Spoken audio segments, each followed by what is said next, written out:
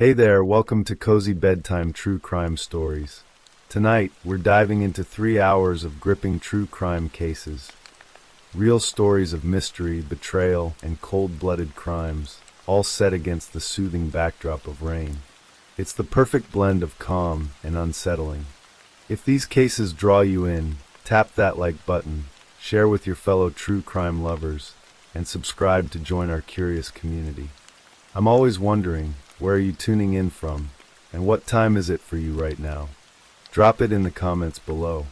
Now, settle in, and let's dig into the darkness.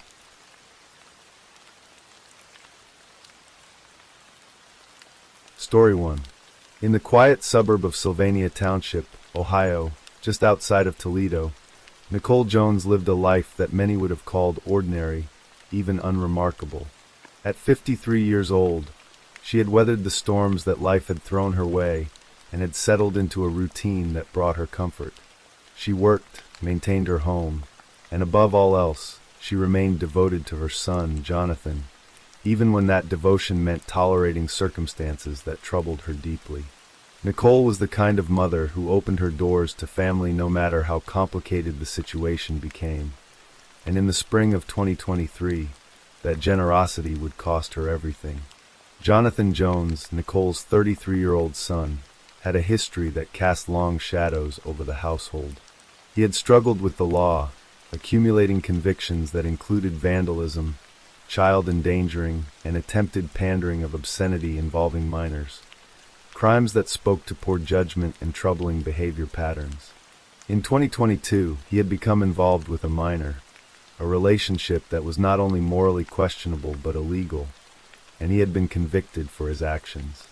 Yet despite a court order prohibiting him from having contact with underage individuals, and despite his failure to appear for sentencing, Jonathan continued living under his mother's roof.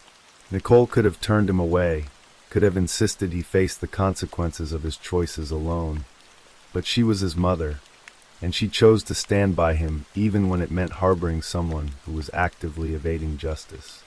The minor in question was a 17-year-old girl named Caitlin Coons, a troubled teenager from Canton, Ohio, who had been living in the foster care system.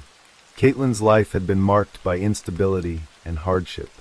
She had been placed in group homes, moved from placement to placement, and struggled to find her footing in a world that seemed determined to keep her off balance. Somewhere along the way, she had become entangled with Jonathan Jones, a man more than twice her age, and that relationship had developed into something toxic and dangerous. On April 11, 2023, Caitlin Coons ran away from her group home in Stark County. She disappeared into the night, leaving behind the system that was supposed to protect her and running directly into the arms of Jonathan Jones. He picked her up and brought her to the home he shared with his mother in Sylvania Township. But there was a problem. Nicole knew about Jonathan's legal troubles, knew about the court orders forbidding him from having contact with minors, and she did not approve of Caitlin's presence in her home. To keep Nicole from discovering the girl hiding in her house, Jonathan had Caitlin crawl through a window rather than entering through the front door like a guest. It was a humiliating arrangement, sneaking around like criminals in the very home where Nicole paid the bills and tried to maintain some semblance of normalcy despite her son's chaos. For Caitlin, the situation was intolerable. She had run away to be with Jonathan, to escape the foster care system and the loneliness that had defined so much of her young life, and now Nicole Jones stood as an obstacle between them. In Caitlin's teenage mind, shaped by trauma and instability, Nicole wasn't just disapproving, she was preventing them from being together, actively sabotaging what Caitlin believed was a genuine relationship. The age difference, the illegality, the fundamental inappropriateness of a 33-year-old man pursuing a 17-year-old girl, none of these facts registered as problems for Caitlin. Instead, she fixated on Nicole as the enemy, the barrier that needed to be removed if she and Jonathan were ever going to have a future together. By April 19, 2023, Caitlin's frustration had reached a breaking point. She sat down with Jonathan that morning and presented him with an ultimatum that would shock. Caitlin had told Jonathan that they needed to do something about his mother, because she was preventing them from being together, and she gave him 5 hours to do something about her. Directly, she even mentioned killing her. 5 hours. That was the deadline Caitlin set for Jonathan to murder his own mother. When he failed to act, when the 5 hours passed and Nicole Jones was still alive, still breathing, still standing as the impediment to their twisted relationship, Caitlin extended the deadline by 1 more hour. 6 hours total for a son to work up the courage to kill the woman who had given him life, who had stood by him through arrests and convictions, who had opened her home to him when no one else would. But Jonathan couldn't do it. Whether it was love for his mother, fear of the consequences, or simple inability to commit such an act of violence against his own flesh and blood, he sat in the living room and let the hours tick away without making a move. For Caitlin Coons, his inaction was unacceptable. If he wouldn't eliminate the problem, she would do it herself. On that April afternoon, as Nicole Jones stood in her kitchen in front of the refrigerator, perhaps preparing a meal, perhaps reaching for something to drink, perhaps lost in her own thoughts about the complicated situation unfolding under her roof, Caitlin Coons stepped outside and found a rock. Lucas County Prosecutor Andy Lastra would later describe what happened next with chilling clarity. She went outside and retrieved a rock, and when Nicole Jones was standing in front of the refrigerator in the kitchen, unaware of Caitlin's presence, bludgeoned Nicole Jones a number of times and strangled her. The attack was brutal and relentless. Caitlin struck Nicole repeatedly with the rock, the blows landing with enough force to cause devastating injuries. When the bludgeoning alone didn't finish the job, Caitlin wrapped her hands around Nicole's throat and strangled her, squeezing until the life drained from the 53-year-old woman's body. Throughout the entire assault, Jonathan Jones sat in the living room, just steps away from where his mother was being murdered, and did nothing to stop it. When it was over, when Nicole Jones lay dead on the kitchen floor, the two people who had killed her faced the grim reality of what they had done. They needed to dispose of the body, to hide the evidence of their crime, to create enough time and distance to escape before anyone discovered what had happened. They drove to a local store and purchased supplies, a tarp and trash bags. Then they returned to the house where Nicole's body still lay and set about wrapping her remains. According to prosecutor Jennifer Liptic-Wilson, who reviewed their confessions, Jonathan and Caitlin wrapped Nicole's body in the tarps and placed her in the trunk of her own vehicle. The indignity of it was staggering. Nicole's car, which she had driven to work and to run errands, now served as a makeshift hearse carrying her corpse to an unmarked grave. But before they disposed of the body, Jonathan and Caitlin did something that would haunt. They went out to eat, sharing a meal while Nicole's body remained in the trunk of the car parked nearby. After dinner, they drove to a nearby apartment complex and found a dumpster. Together, they lifted Nicole's wrapped body and dumped it inside, discarding her like trash, erasing her from the world as if she had never mattered. The dumpster was later emptied, its contents transported to a landfill where Nicole's remains were buried under tons of garbage. Police believe her body will never be recovered, denying her family even the small comfort of laying her to rest with dignity. In the days immediately following the murder, Caitlin's behavior grew increasingly erratic. On April 18th, she had been reported missing by Stark County Children's Services after she failed to return to her group home. But the disappearance took on a more sinister dimension when Canton police received a disturbing message. According to authorities, a nurse from the group home had received a text message allegedly from Caitlin, claiming that she had killed 2 people and was on the run. The reference to 2 people raised immediate alarm. If Caitlin had killed Nicole Jones, who was the second victim, the mystery would never be fully resolved, though investigators speculated about various possibilities. What was clear was that Caitlin was spiraling, and she had involved Jonathan in a plan to flee the country before law enforcement could piece together what had happened. When Canton police learned of the threatening text message, they immediately contacted the Sylvania Township Police Department to request a welfare check on Nicole Jones. Officers arrived at the home Nicole shared with her son and attempted to make contact, but no one came to the door. United States Marshals also arrived on the scene, and were forced to enter the residence to check on Nicole's safety. Inside, they found no sign of Nicole or Jonathan. Both had vanished. As the investigation intensified and authorities began searching for the missing woman, Jonathan and Caitlin were already executing their escape plan. They fled south, crossing the border into Mexico, where they hoped to evade capture and start new lives far from the consequences of their actions. For several weeks, they lived on the run, constantly looking over their shoulders, wondering when or if authorities would catch up to them. But modern technology and international cooperation between law enforcement agencies made it nearly impossible for them to disappear completely. GPS data from Jonathan's phone tracked their movements, showing a trail that led from the murder scene to the store where they purchased the tarp and trash bags, then to the apartment complex where they had dumped Nicole's body. The digital breadcrumbs created an undeniable timeline of their actions. On May 6, 2023, approximately 2 weeks after Nicole's murder, Mexican authorities arrested Jonathan Jones and Caitlin Coons, ending their international flight from justice. They were extradited back to Ohio to face charges that would determine the rest of their lives. Once in custody, both Jonathan and Caitlin were interviewed by FBI agents, and both gave detailed confessions about what had happened to Nicole Jones.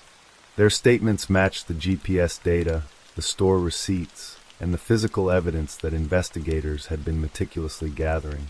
The case against them was overwhelming, built on their own admissions and corroborated by technology that tracked their every movement. In November 2023, Caitlin Coons appeared in court for a hearing to determine whether she would be tried as an adult or as a juvenile. Despite her age, she had been just 17 at the time of the murder. A judge ruled that the severity and premeditated nature of her crime warranted adult prosecution. She was charged with aggravated murder, tampering with evidence, and abuse of a corpse. Jonathan Jones faced similar charges: aggravated murder, felonious assault, aggravated burglary, aggravated robbery, tampering with evidence, and abuse of a corpse. The legal proceedings moved forward through the winter and into the spring of 2024. Nicole's family, devastated by her loss and horrified by the betrayal committed by her own son, waited for justice. Her brother, Robert Jones, spoke publicly about the profound impact of Nicole's death, describing a pain that went beyond ordinary grief. The agony of losing Nikki is compounded by the unimaginable betrayal we feel, he said during a court hearing. We are denied the closure that comes with laying a loved one to rest, and we are haunted by unanswered questions and horrific imaginings of her final moments. The absence of Nicole's body meant there would be no funeral, no grave to visit, no physical place where the family could go to remember her and mourn. She had simply been erased, discarded in a landfill somewhere, her final resting place unknown and likely unknowable. On June 4, 2024, more than a year after Nicole's murder, Jonathan Jones and Caitlin Coons appeared together in Lucas County Common Pleas Court to enter their pleas. Both pleaded no contest to single counts of aggravated murder and abuse of a corpse. A no contest plea meant they did not admit guilt, but accepted the conviction and the consequences that came with it. In exchange for their pleas, prosecutors dropped several other charges that had been pending against them. Lucas County Prosecutor Julia R. Bates announced the resolution with a statement that acknowledged both the horror of the crime and the relief that comes with closure. This was a horrific event, Bates said. We are relieved to reach a resolution in this case. We hope this brings some measure of peace to Nicole Jones' family. May her memory forever live in their hearts. The sentencing was swift and severe. Judge sentenced both Jonathan Jones, now 34 years old, and Caitlin Coons, now 18, to life in prison with the possibility of parole after they each served 25 years. It meant that Jonathan would be nearly 60 years old before he could even be considered for release, and Caitlin would be in her early 40s. The possibility of parole was just that, a possibility, not a guarantee. The parole board could ultimately determine that the nature of their crime and their lack of remorse warranted keeping them incarcerated for the remainder of their natural lives. But even as the criminal case reached its conclusion, the legal battle surrounding Nicole's death continued. In April 2024, the administrator of Nicole Jones' estate filed a civil wrongful death lawsuit against both Jonathan Jones and Caitlin Coons, seeking $25,000 in damages and other associated costs. The lawsuit represented an attempt to hold them financially accountable for the destruction they had caused, though no amount of money could ever compensate for the loss of a mother, sister, and friend. The story of Nicole Jones is a tragedy that defies easy comprehension. She was a woman who tried to help her troubled son, who opened her home to him even when he was wanted by authorities, even when his choices put her in an uncomfortable position. Her kindness was repaid with betrayal of the most fundamental kind. A son who sat idle while his teenage girlfriend murdered his mother in their own kitchen, then helped dispose of her body like garbage. For Caitlin Coons, a girl who had been failed by so many systems meant to protect vulnerable children, the crime represents a descent into darkness that might have been prevented with better intervention and support. But it also demonstrates the dangerous consequences of allowing a child to become involved with a predatory adult who normalized illegal behavior and created an environment where murder became a solution to a perceived problem. Nicole Jones' body has never been found. Somewhere in a landfill beneath layers of refuse and earth, her remains rest in an unmarked, unknown location. Her family will never have the opportunity to hold a proper funeral, to stand at a gravesite and say their final goodbyes. That denial of closure, as her brother Robert noted, compounds the agony of her loss in ways that are almost unbearable. Today, Jonathan Jones and Caitlin Coons sit in separate Ohio prisons, serving life sentences for the murder of Nicole Jones. They destroyed a life, shattered a family, and robbed the world of a woman who had committed no crime other than trying to protect her son from the consequences of his own poor choices.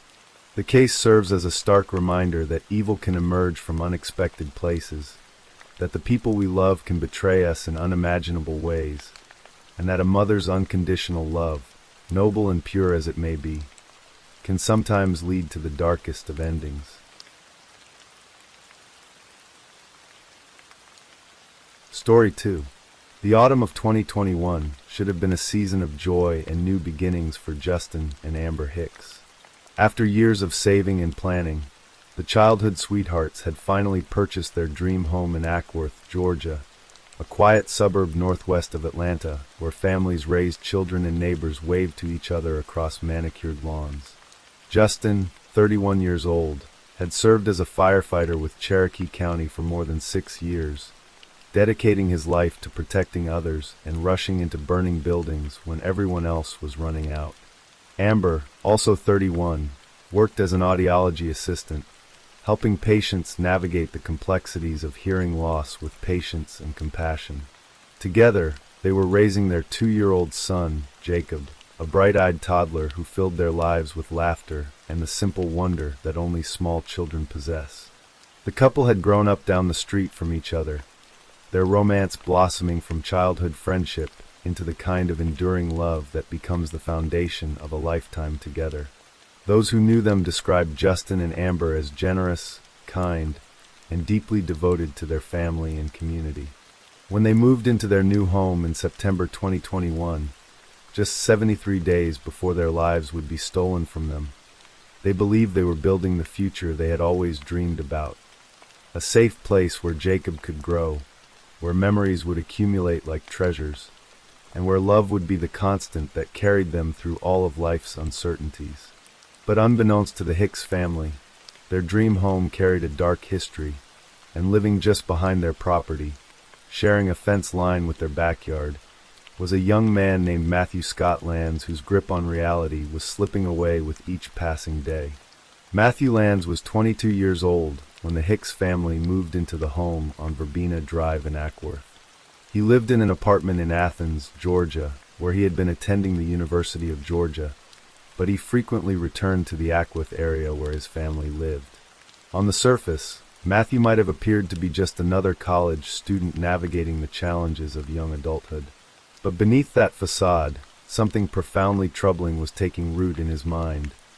hallucinations, paranoia, and delusions that would eventually manifest in unspeakable violence. Matthew's parents watched helplessly as their younger son descended into a psychological crisis they couldn't control, even as they were still reeling from an even more devastating tragedy involving their older son, Austin William Lanz. The story of the Lanz brothers reads like a nightmare that no family should ever have to endure. Austin, who was 5 years older than Matthew, had his own history of disturbing behavior, and in the months leading up to the Hicks murders, he had engaged in a relentless harassment campaign against the previous owners of the very home where Justin and Amber would later live. Philip Brent and his fiancée had owned the Verbena Drive property before selling it to the Hicks family. During their time there, Austin Lanz had tormented them with bizarre and frightening behavior. Surveillance cameras captured him slipping explicit and vaguely threatening messages into their mailbox. He would lurk around their property at odd hours, his presence a constant source of anxiety and fear. Then, in April 2021, Austin escalated his campaign to outright violence. Armed with a sledgehammer, he smashed through the couple's back door, entered their home, opened their blinds, and rummaged through their bed in what appeared to be preparation for an attack. Philip Brent later told the Associated Press that he believed Austin had intended to harm or kill him and his fiancée. Austin was arrested and charged with burglary and trespassing for the break-in, but he was released and allowed to move to Virginia. The Brents, terrified by the escalating violence and unwilling to remain in a home where they no longer felt safe, sold the property. It was purchased on August 31st, 2021, and Justin and Amber Hicks moved in shortly thereafter, completely unaware of the dark shadow that hung over their new home. Just 3 days after the Brents' home was sold, on August 3rd, 2021, Austin William Lanz arrived at the Pentagon Transit Center in Arlington, Virginia. At 10:40 in the morning, he stepped off a bus and, without provocation or warning, attacked Pentagon Police Officer George Gonzalez, stabbing him in the neck with a knife. A struggle ensued, during which Austin managed to grab Officer Gonzalez's service weapon. He shot the officer in the head, killing him, and then turned the gun on himself, committing suicide as other officers arrived on the scene. The attack was swift, brutal, and seemingly senseless. Austin had had previous negative interactions with law enforcement and the military, and experts later assessed that the attack was likely motivated by revenge and declining mental health.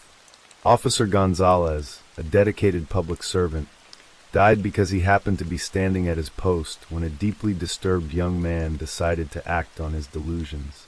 For the Lanz family, Austin's death and the murder he committed shattered whatever stability remained in their lives. They were grieving the loss of one son while watching their other son, Matthew, spiral deeper into his own mental health crisis. Matthew's hallucinations and paranoia had intensified after Austin's death. The line between reality and delusion had become increasingly blurred for Matthew, and he began to fixate on the home behind his family's property. The same home that his brother Austin had terrorized. The same home where Justin and Amber Hicks were now living with their toddler son. On the evening of November 17, 2021, as darkness settled over the quiet Ackworth neighborhood, Matthew Lanz began his surveillance of the Hicks home. Surveillance footage would later show him walking around the property multiple times between 9:31 and 9:55 p.m., circling the house like a predator studying its prey. He watched through windows, observed the family's movements, and planned his attack with chilling deliberation. Justin and Amber had no idea they were being watched, no warning that their final moments together were approaching. At some point during that 24-minute window, Matthew broke into the home through a back window. Inside, he found Justin and Amber in their bedroom. What happened next would haunt investigators and devastate everyone who knew the young couple.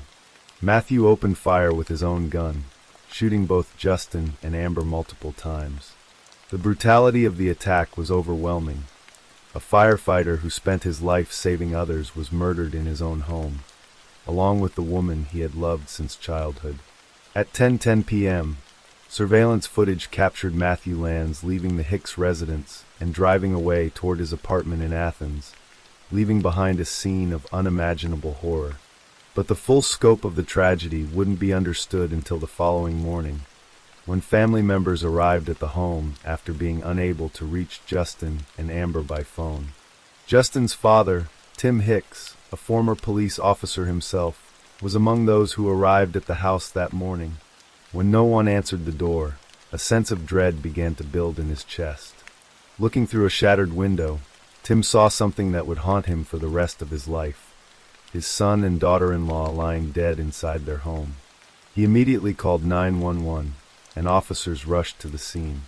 When law enforcement entered the residence, they made a discovery that turned an already horrific crime into something almost unbearable to comprehend. 2-year-old Jacob Hicks was found alive inside the home, wearing pajamas soaked with his parents' blood. The toddler had been left alone with his parents' bodies for hours. Investigators estimated at least 12 hours had passed since the murders. Video evidence and witness testimony suggested that Jacob had tried to interact with his parents, not understanding that they were gone, attempting to wake them or get their attention as any child would when their mother and father don't respond. The image of that small child, covered in blood, trying to rouse parents who would never wake again, became one of the most heartbreaking details of a case already saturated with tragedy. The investigation into the murders moved quickly. The day after the bodies were discovered, on November 19, 2021, Matthew Lands was in Sandy Springs, Georgia, another Atlanta suburb, when police received reports of a burglary in progress. Officers arrived on the scene and encountered Matthew inside a home he had broken into. What happened next was captured on police body camera footage that would later be presented as evidence in court. When officers confronted Matthew, he attacked them with a hunting knife, stabbing one officer 6 times in the back and neck with ferocious intensity. The wounded officer, displaying remarkable courage and resilience, fought back despite his injuries. Other officers opened fire on Matthew, shooting him twice and wounding him before he could kill the officer he had been attacking. Matthew was taken into custody and transported to a hospital for treatment of his gunshot wounds. The Sandy Springs officer, against all odds, survived the vicious assault and eventually made a full recovery, though he would carry the physical and psychological scars of the attack for the rest of his life. As investigators processed the burglary scene and the assault on the officer, they began to piece together connections that led them back to the Hicks murders. When detectives searched Matthew's family home, they made a crucial discovery. Matthew's parents had confiscated a gun from him after the shootings. When that firearm was tested by ballistics experts, it was conclusively linked to the bullets that had killed Justin and Amber Hicks. DNA evidence recovered from the crime scene also matched Matthew Lands, and surveillance footage placed him at the property on the night of the murders. The case against Matthew Lands was overwhelming, built on forensic evidence, video surveillance, and the testimony of experts who examined every detail of the crime. But what should have been a straightforward path to trial became instead a years-long legal battle over a single question. Was Matthew Lands mentally competent to stand trial? Defense attorneys argued that their client was suffering from severe mental illness that prevented him from understanding the proceedings against him or assisting in his own defense. They pointed to his delusions about government agencies conspiring against him, his hallucinations, and the family history of mental health crises that had already resulted in one brother's murder-suicide. Prosecutors countered that while Matthew certainly had mental health issues, he retained the capacity to make rational decisions and could work with his attorneys to mount a defense. The competency hearings dragged on for years, delaying justice for the Hicks family and prolonging their agony. Tim Hicks, Justin's father, waited year after year to see his son's killer brought to trial, all while raising Jacob, the grandson who had lost his parents in the most traumatic circumstances imaginable. The extended Hicks family, siblings, parents, friends, and colleagues from the Cherokee County Fire Department, all waited for closure that seemed like it might never come. Finally, in October 2024, Judge Sonia N. Brown ruled that Matthew Lands was indeed competent to stand trial. The judge determined that interviews and evaluations showed Matthew appeared to have the capacity to make rational decisions, and was working with his attorneys, with a few minor outbursts that did not significantly disrupt the proceedings. The trial could move forward. On November 18, 2025, nearly 4 years after the murders, the trial of Matthew Scott Lands finally began in Cobb County Superior Court. Matthew waived his right to a jury trial, opting instead for a bench trial where Judge Brown alone would determine his guilt or innocence. Over 3 days of testimony, prosecutors presented their case with methodical precision. They showed surveillance footage of Matthew circling the Hicks home on the night of the murders, his movements deliberate and predatory. They presented DNA evidence that placed him inside the residence. They called ballistics experts who testified that the gun recovered from Matthew's parents' home was unquestionably the weapon used to kill Justin and Amber. First responders and family members took the stand, their voices breaking as they described the scene they had encountered. 2 loving parents murdered in their bed, a toddler left alone in unspeakable circumstances. Prosecutor Stephanie Green argued that Matthew had stalked and hunted the Hicks family, transforming what should have been their sanctuary into a killing ground. The defense attorneys attempted to argue that Matthew's severe mental illness had driven his actions, that his delusions about government conspiracies had consumed his thoughts and made him believe he needed to act. But the evidence was simply too overwhelming to overcome. On November 20th, 2025, Judge Sonia N. Brown delivered her verdict. The courtroom fell silent as she methodically addressed each count. 2 counts of malice murder, 4 counts of felony murder, home invasion, 2 counts of aggravated assault, 2 counts of possession of a firearm during the commission of a felony, second-degree cruelty to children for leaving Jacob alone with his parents' bodies, and tampering with evidence. On every single count, Judge Brown pronounced the same word, guilty. When the final guilty verdict was read, the courtroom erupted in applause, a rare display of emotion in a formal legal proceeding. Family members wept with relief and grief, grateful that justice had finally been served, but knowing that no verdict could ever bring Justin and Amber back. The following day, November 21st, 2025, Judge Brown reconvened court for the sentencing hearing. Matthew Lands chose not to appear, waiving his right to be present as his fate was decided. Before pronouncing sentence, the judge heard from 13 people whose lives had been forever altered by Matthew's crimes. They spoke of Justin's kindness, his dedication to saving lives, his love for his family. They spoke of Amber's warmth, her gentle spirit, her devotion to Jacob. They spoke of the hole that had been torn in their lives, a wound that would never fully heal. Tim Hicks, Justin's father, addressed the court with the measured composure of a former law enforcement officer, but his pain was evident in every word. He had not only lost his son and daughter-in-law, but had also taken on the responsibility of raising Jacob, helping the little boy navigate a world without his parents. Judge Brown listened to each statement with visible compassion before delivering her sentence. Matthew Scott Lands would receive 2 consecutive life sentences, without the possibility of parole for the murders of Justin and Amber Hicks.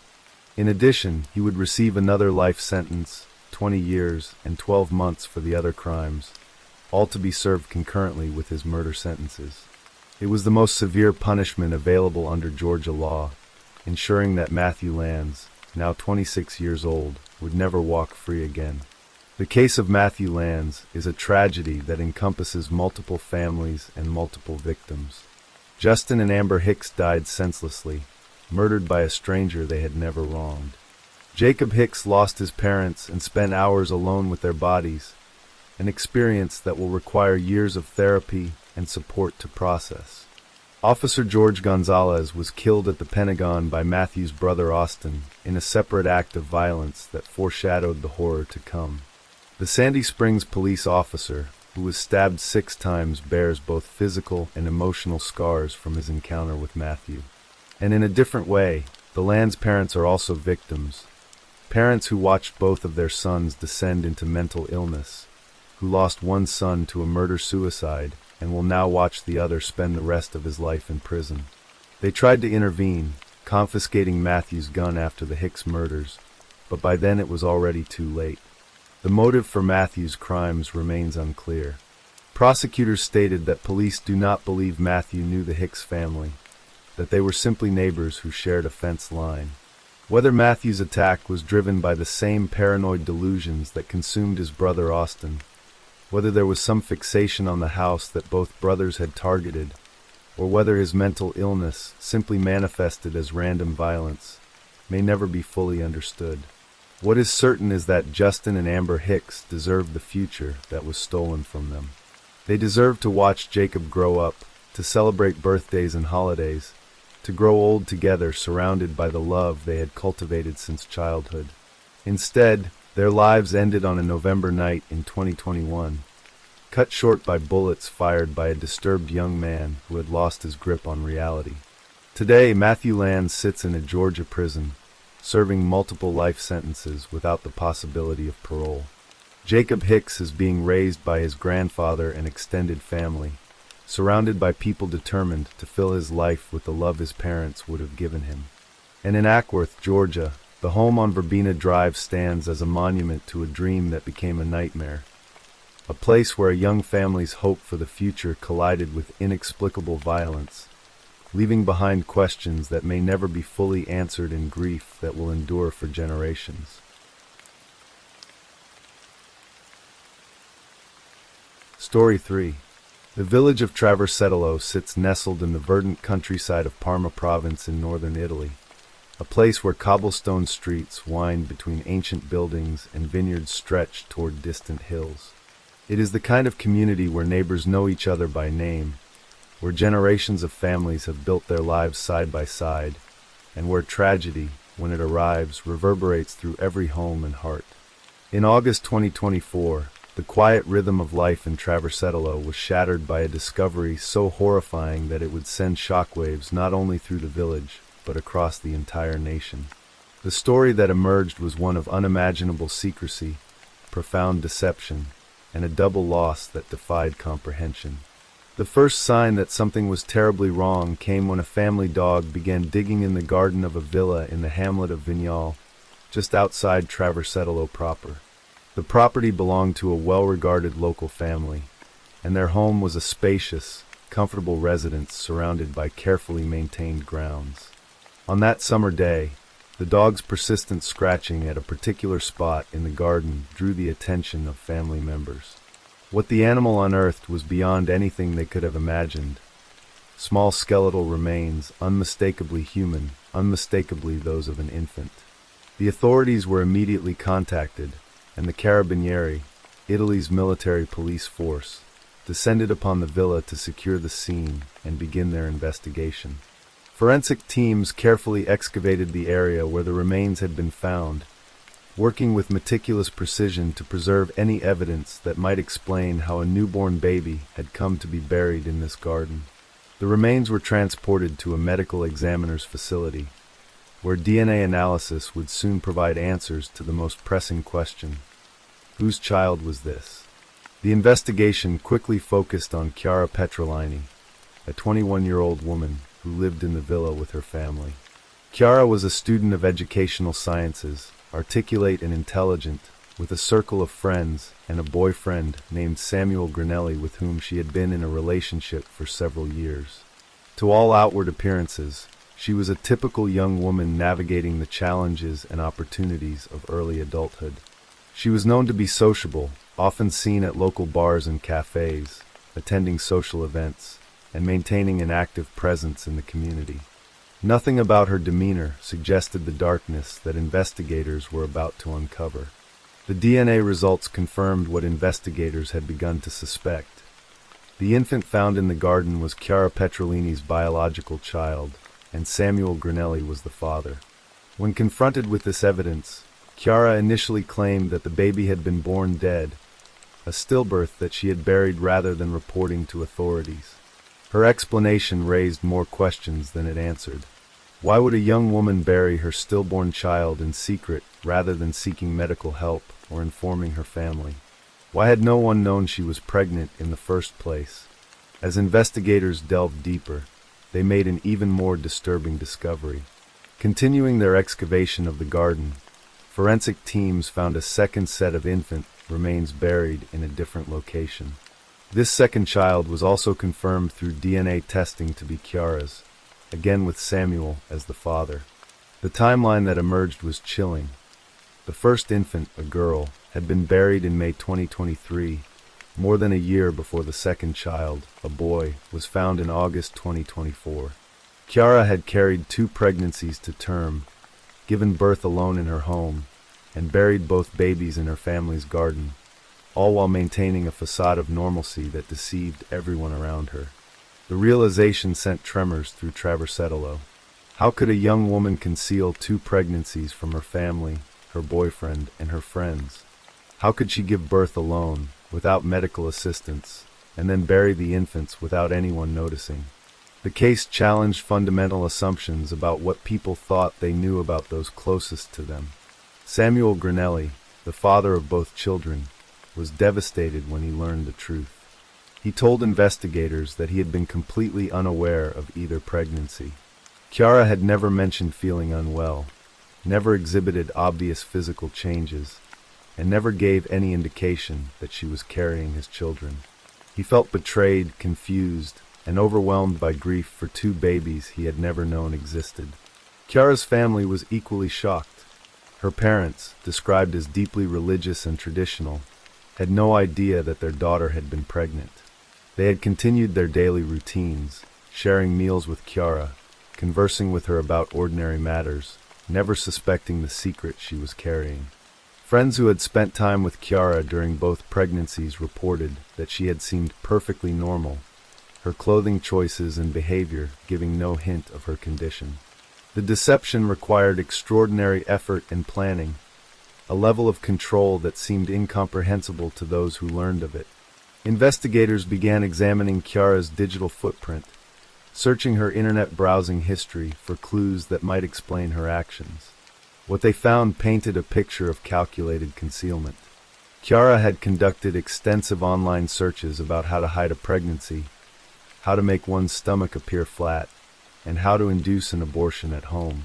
She had researched methods for giving birth alone, for cutting an umbilical cord, and for managing the physical aftermath of childbirth without medical intervention. The searches revealed a young woman who was acutely aware of her situation and actively working to keep it hidden from everyone around her. The question of whether the babies had been born alive became central to the criminal investigation. For the first child, the girl born in May 2023, the state of decomposition made it difficult for forensic experts to determine a definitive cause of death. However, Dr. Valentina Bugelli, the medical examiner consulted by the prosecution, noted that the fetus was full-term, likely at the 40th week of gestation. The probability of intrauterine death at that stage was extremely rare, estimated at 1 in a million. While a conclusive determination might be impossible, the evidence strongly suggested that the baby had been born alive. For the second child, the boy born in August 2024, the evidence was more definitive.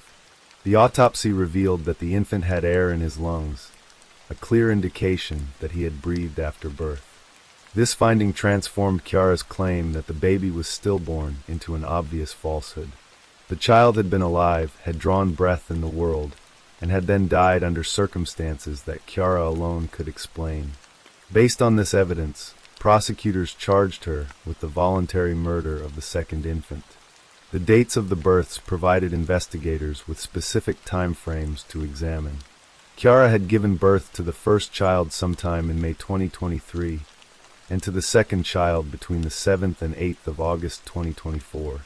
On both occasions, she had been alone in the house, having ensured that her family was absent and that Samuel would not visit. In the case of the second birth, investigators discovered that Samuel had actually slept at Chiara's house the night immediately after she gave birth, completely unaware of what had transpired in another room just hours earlier. The audacity of this deception was staggering. Throughout the investigation, Chiara exercised her legal right to remain silent, refusing to answer questions from prosecutors during formal interrogations. Her silence left a void at the center of the case, a missing explanation for why she had acted as she did.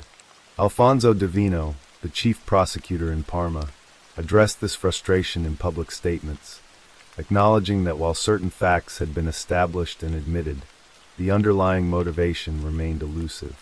Why had Chiara carried 2 pregnancies to term in absolute secrecy? Why had she chosen to give birth alone, without any medical assistance, cutting the umbilical cords herself? Why had she buried the babies rather than seeking help or surrendering them for adoption? These questions haunted everyone involved in the case. Several theories emerged as people struggled to understand Chiara's actions. Some pointed to her family's deep religious convictions and their expressed desire for grandchildren despite Chiara's young age. Perhaps the pressure of being in a religious household, combined with the shame of an unplanned pregnancy, had created an environment where Chiara felt she could not turn to her parents for help. Italy, though it permits legal abortion, presents numerous practical and social obstacles to accessing the procedure, particularly in certain regions and communities. Doctors and counselors sometimes attempt to dissuade women from terminating pregnancies, and the stigma associated with abortion in religious circles can be overwhelming. Others wondered whether Chiara's mental state during and after the pregnancies might provide an explanation. Under Italian law, there exists a specific charge of infanticide committed in conditions of material or moral abandonment, which carries a lesser sentence than murder and emphasizes psychological evaluation and rehabilitation. This legal provision recognizes that some women who kill their newborns are acting under severe psychological distress, including postpartum psychosis or other conditions that impair their judgment and self-control. However, the premeditated nature of Chiara's actions, evidenced by her internet searches and her ability to maintain a normal social life throughout both pregnancies, complicated any argument that she was suffering from an acute mental health crisis at the time of the births. There were also whispers in Traversetolo about a physical assault that Chiara had allegedly experienced at age 20, before becoming pregnant with the first child. According to local accounts, she had been victimized by a friend during a party, an incident she chose not to report to police. Whether this traumatic event had any connection to her subsequent pregnancies and actions remained unclear, but it added another layer of complexity to understanding Chiara as a person and not merely as a defendant in a criminal case. In September 2024, Chiara Petrolini was formally arrested and placed under house arrest at her family's villa, the same property where the infants had been buried. The decision to allow house arrest rather than detention in prison was based on an assessment that the specific conditions that had enabled her crimes, particularly her isolation during the pregnancies and births, would not be present under the restrictions of house arrest.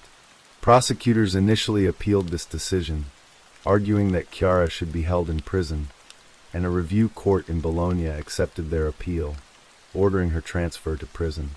However, the Court of Cassation, Italy's Supreme Court, later overturned this decision and confirmed that house arrest was appropriate. In their reasoning, the Cassation judges acknowledged that Chiara possessed a very high capacity for deception and an uncommon criminal determination, but they noted that her crimes had been possible because she was able to maintain a rich and complex life of relationships and affections that allowed her to conceal her pregnancies. Under house arrest, with constant monitoring and restrictions on her movements and contacts, these conditions would be necessarily inhibited.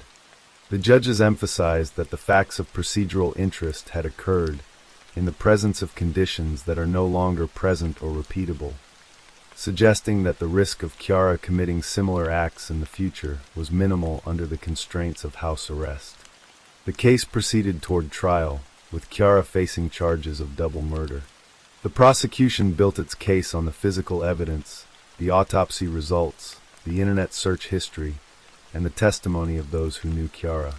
Samuel Granelli and his family joined the proceedings as civil parties, seeking answers and accountability. Samuel's lawyer, Monica Moschioni, described her client's profound need to understand who Chiara truly was and why she had done what she did. In the immediate aftermath of the discovery, Samuel had defended Chiara, insisting that it was impossible for the children to be hers, unable to reconcile the person he thought he knew with the reality of what had happened.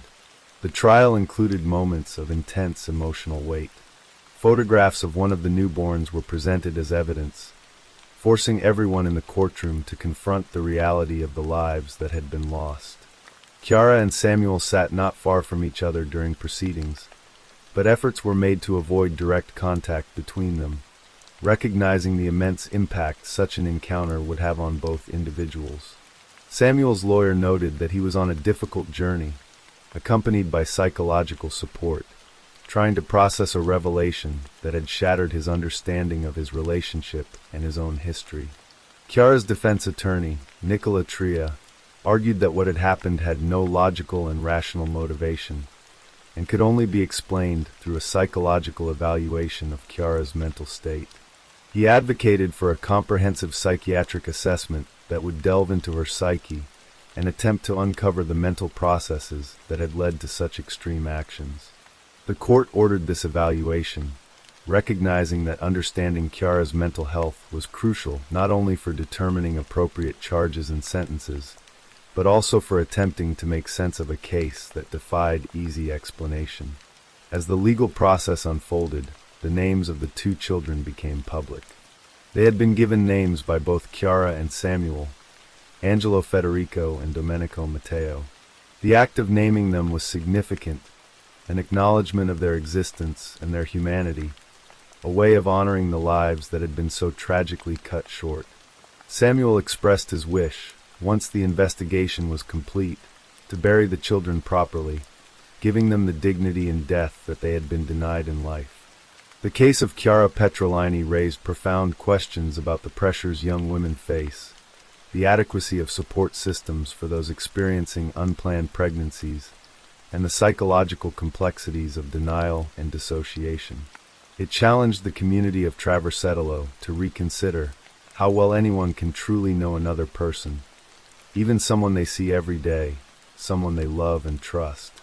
The image of Chiara that emerged was one of a woman capable of extraordinary compartmentalization, someone who could bury her newborn children in the garden and then go to the beautician or meet friends at a bar, maintaining a mask of normalcy that never slipped until the truth was literally unearthed. For those who knew her, the revelation was almost impossible to process. Samuel Granelli spoke of knowing a Chiara before the facts, a young woman with whom he had shared what he thought was a typical relationship for people in their early 20s. The Chiara who emerged from the investigation seemed like a different person entirely, someone whose interior life had been hidden behind an impenetrable facade. The phrase Chiara was a mask was used by Samuel's father to describe the disorienting discovery that the person they thought they knew had been concealing something so enormous and so terrible. The legal proceedings continue as of this writing, with Chiara Petrolini facing trial for the deaths of Angelo Federico and Domenico Matteo. The outcome will determine whether she is convicted of murder, convicted of the lesser charge of infanticide under conditions of psychological distress, or acquitted on grounds of diminished mental capacity. Regardless of the verdict, the case has left indelible scars on everyone involved and has forced Italy to confront uncomfortable questions about how society supports women in crisis and how communities can better recognize when someone among them is struggling in silence. The garden in Vignale where the babies were buried has become a place of sorrow and reflection, a physical reminder of secrets that could not remain hidden forever. The villa where Chiara lived with her family, once a symbol of stability and tradition, has been transformed into a site associated with tragedy. For Traversetolo, a village that prided itself on its close-knit community and shared values, the case has been a profound rupture, a reminder that even in the most familiar places, darkness can take root unseen.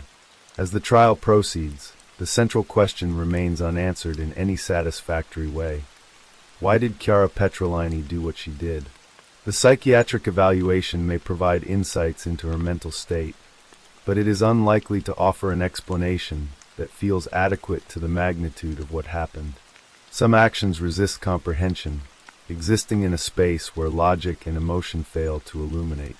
What remains clear is that two infants who should have lived, who should have been welcomed into the world and given the chance to grow and thrive, were instead denied that fundamental right.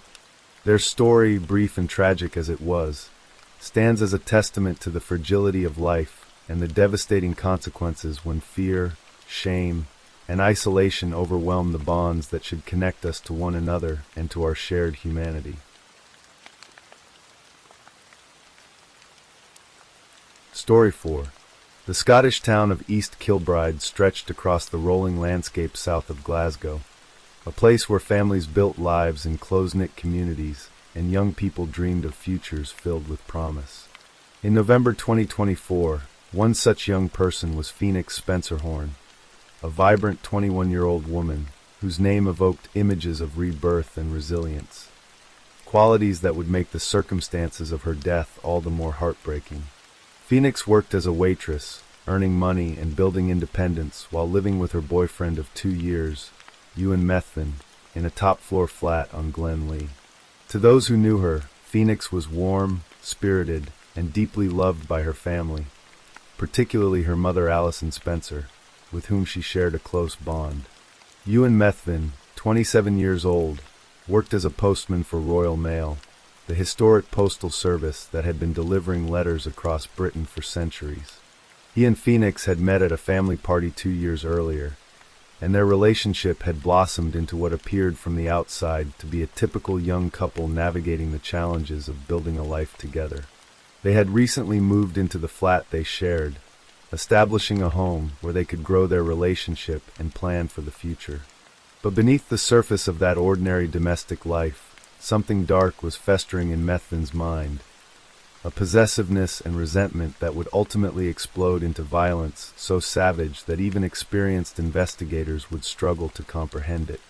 On Saturday, November 16, 2024, Phoenix was scheduled to work her waitressing shift, a routine part of her week that allowed her to earn income and interact with customers and colleagues who appreciated her friendly demeanor.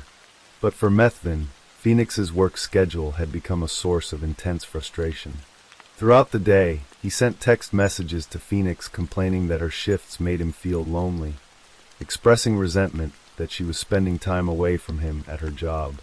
The messages revealed a possessiveness that went beyond normal affection. Methvin wanted Phoenix's constant attention and presence, and he viewed her employment not as a positive contribution to their household, but as an unwelcome intrusion on his time with her. Phoenix, who had been in good spirits at work that day according to her colleagues, finished her shift and prepared to return home to the flat she shared with Methvin. Before leaving, she had even visited her mother, spending time with Alison Spencer in what would be their final conversation. At 9:37 in the evening, Phoenix sent a text message to her mother from the flat, informing Alison that she and Methvin were having dinner together. The message seemed routine, the kind of update a daughter might send to reassure her mother that all was well. Alison had no reason to suspect that within hours, her daughter would be dead, murdered by the very man with whom she was supposedly sharing a peaceful meal. Methvin had returned home from his own work shift earlier that day, ordered takeaway food, and waited for Phoenix to arrive so they could eat together. But when Phoenix came through the door, something inside Methvin snapped. Whether it was the accumulation of his resentment about her work schedule, a jealous rage triggered by some imagined slight, or simply the manifestation of a violent impulse he had been suppressing, the result was the same. Methvin attacked Phoenix with a brutality that defied comprehension. Around midnight, neighbors living in the flat below heard loud noises and hurried footsteps coming from Methvin and Phoenix's apartment. The sounds were alarming enough that they registered in the neighbors' memories, and they would later report them to investigators. What those neighbors were hearing was the sound of Methvin murdering Phoenix in a frenzy of violence that would involve 3 different knives. The timing of the noises coincided exactly with a spike in activity recorded on a step-counting app connected to Methvin's phone, creating a digital record of the moments when he was moving frantically around the flat, attacking his girlfriend. Methvin first strangled Phoenix, cutting off her oxygen supply and causing her to lose consciousness. Then, as if strangulation alone were not enough to satisfy whatever dark impulse had taken hold of him, he took up a knife and began stabbing her repeatedly. He used 3 separate knives during the attack, inflicting 20 stab wounds across Phoenix's body. The fatal blow struck her chest, piercing vital organs and ensuring she would not survive. But Methvin did not stop there. He continued stabbing, inflicting wounds to her face and buttocks even after she was clearly dead or dying. What happened next would shock investigators and devastate Phoenix's family even more than the murder itself.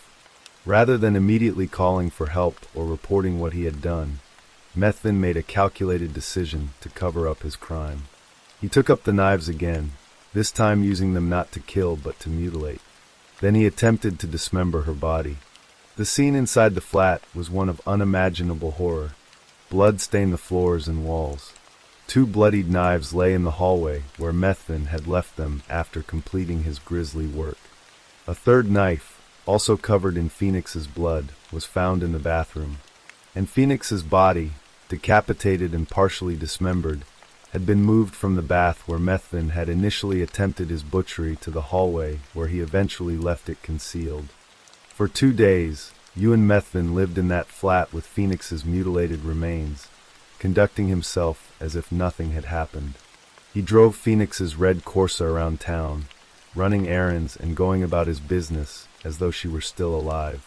He scrolled through her phone, perhaps reading old messages or examining her photos, maintaining some grotesque connection to the woman he had just killed. Most disturbingly, during that 2-day period, Methvin searched for internet adult content 170 times on Phoenix's phone, viewing explicit material while her body lay just feet away. He also made multiple attempts to purchase drugs, engaging with drug dealers in an apparent attempt to numb himself or fuel whatever delusions were preventing him from facing the reality of what he had done. Throughout this 48-hour period, Methvin maintained an elaborate charade designed to convince Phoenix's family that she was alive and well. He sent text messages to Allison Spencer from Phoenix's phone, pretending to be Phoenix and assuring her mother that everything was fine. Allison, who had no reason to suspect that her daughter was dead or that the messages were being sent by Methvin rather than Phoenix herself, was reassured by the communications. She believed her daughter was safe, going about her normal life, unaware that Phoenix's body was decomposing in the flat while her killer impersonated her via text message. Finally, on Monday, November 18, 2024, at approximately 12:10 in the afternoon, Methvin called 999, the United Kingdom's emergency number. When the operator answered, Methvin claimed that he had murdered Phoenix during a psychotic episode induced by drugs, alcohol, and steroids, substances which he alleged someone had spiked without his knowledge. He told the operator that he had totally blacked out during the incident and that he had been trying to gather the courage to call for the past 2 days. It was a carefully constructed narrative designed to portray himself as a victim of circumstance, someone who had lost control due to drugs rather than someone who had made a conscious choice to murder and mutilate his girlfriend. But evidence would quickly undermine Methvin's claims. A delivery driver who had encountered Methvin at 8 p.m. on the night of the murder, shortly before the attack began, reported that Methvin did not seem intoxicated or under the influence of any substances. He appeared normal, coherent, and in control of his faculties.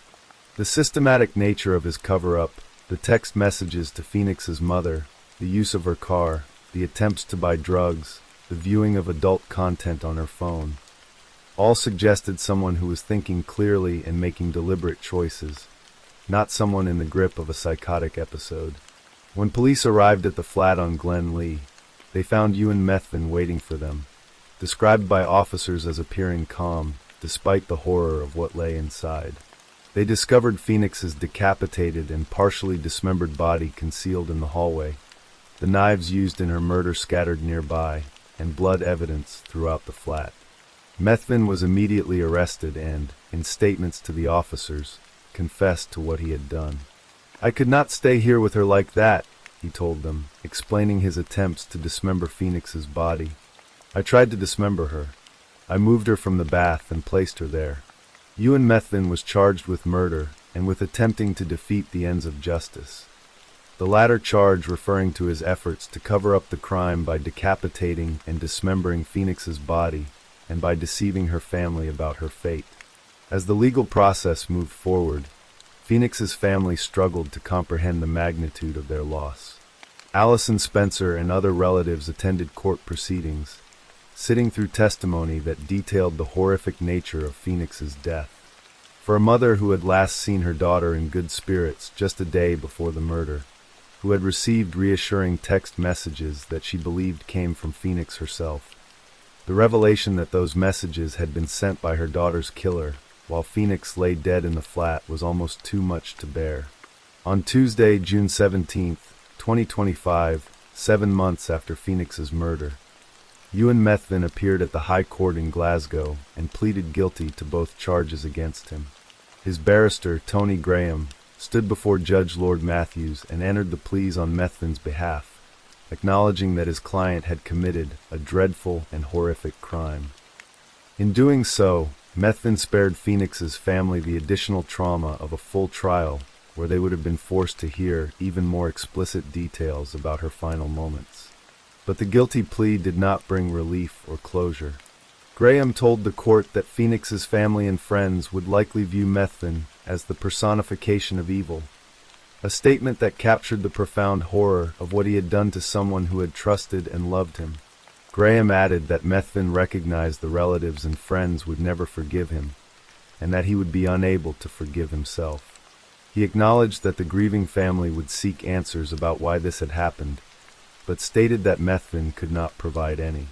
How does one explain the decision to strangle, stab, decapitate, and dismember a 21-year-old woman whose only crime was working shifts that made her boyfriend feel lonely?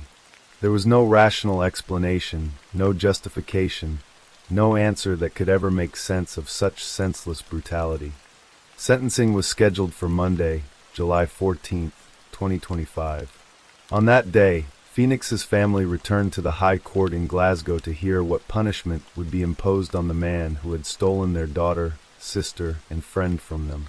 Before pronouncing sentence, Judge Lord Matthews heard victim impact statements from family members, and he would later remark that he had rarely encountered such expressions of sorrow as those presented by Phoenix's loved ones. The judge noted that the family had tried to articulate what could never be fully captured, the profound sadness and overwhelming sense of loss they continued to endure because of Methven's actions. Judge Matthews addressed Methven directly, emphasizing that Phoenix had been an innocent young woman who had trusted him. "You were trusted by her, but you betrayed that trust and cruelly took her life," the judge stated. He went on to describe the additional cruelty Methven had inflicted after Phoenix's death. "Not satisfied with what you did to her, you stripped her of all dignity in death by decapitating her and attempting to dismember her to evade justice. Those actions," the judge explained, had deprived Phoenix's family of the solace of saying goodbye to their loved one in a dignified manner. In a letter addressed to the judge, Methven had written, "I understand how cherished Phoenix was and how she completed her family. I cannot fathom that I have taken her away from them. But for Phoenix's mother and the rest of her family, those words rang hollow. No expression of remorse could undo what had been done, could restore Phoenix to life, or could erase the images of how she had died." Judge Lord Matthews sentenced Ewan Methven to life in prison, with a minimum term of 23 years before he would be eligible to apply for parole. The sentence meant that Methven, who was 27 years old at the time of sentencing, would be at least 50 years old before he could even be considered for release, and the parole board would ultimately determine whether he would ever walk free again. For Phoenix's family, the sentence brought a measure of justice but could never bring peace. Allison Spencer told reporters that she believed Methven should spend the rest of his life behind bars, that no amount of time in prison could ever be sufficient punishment for what he had done to Phoenix.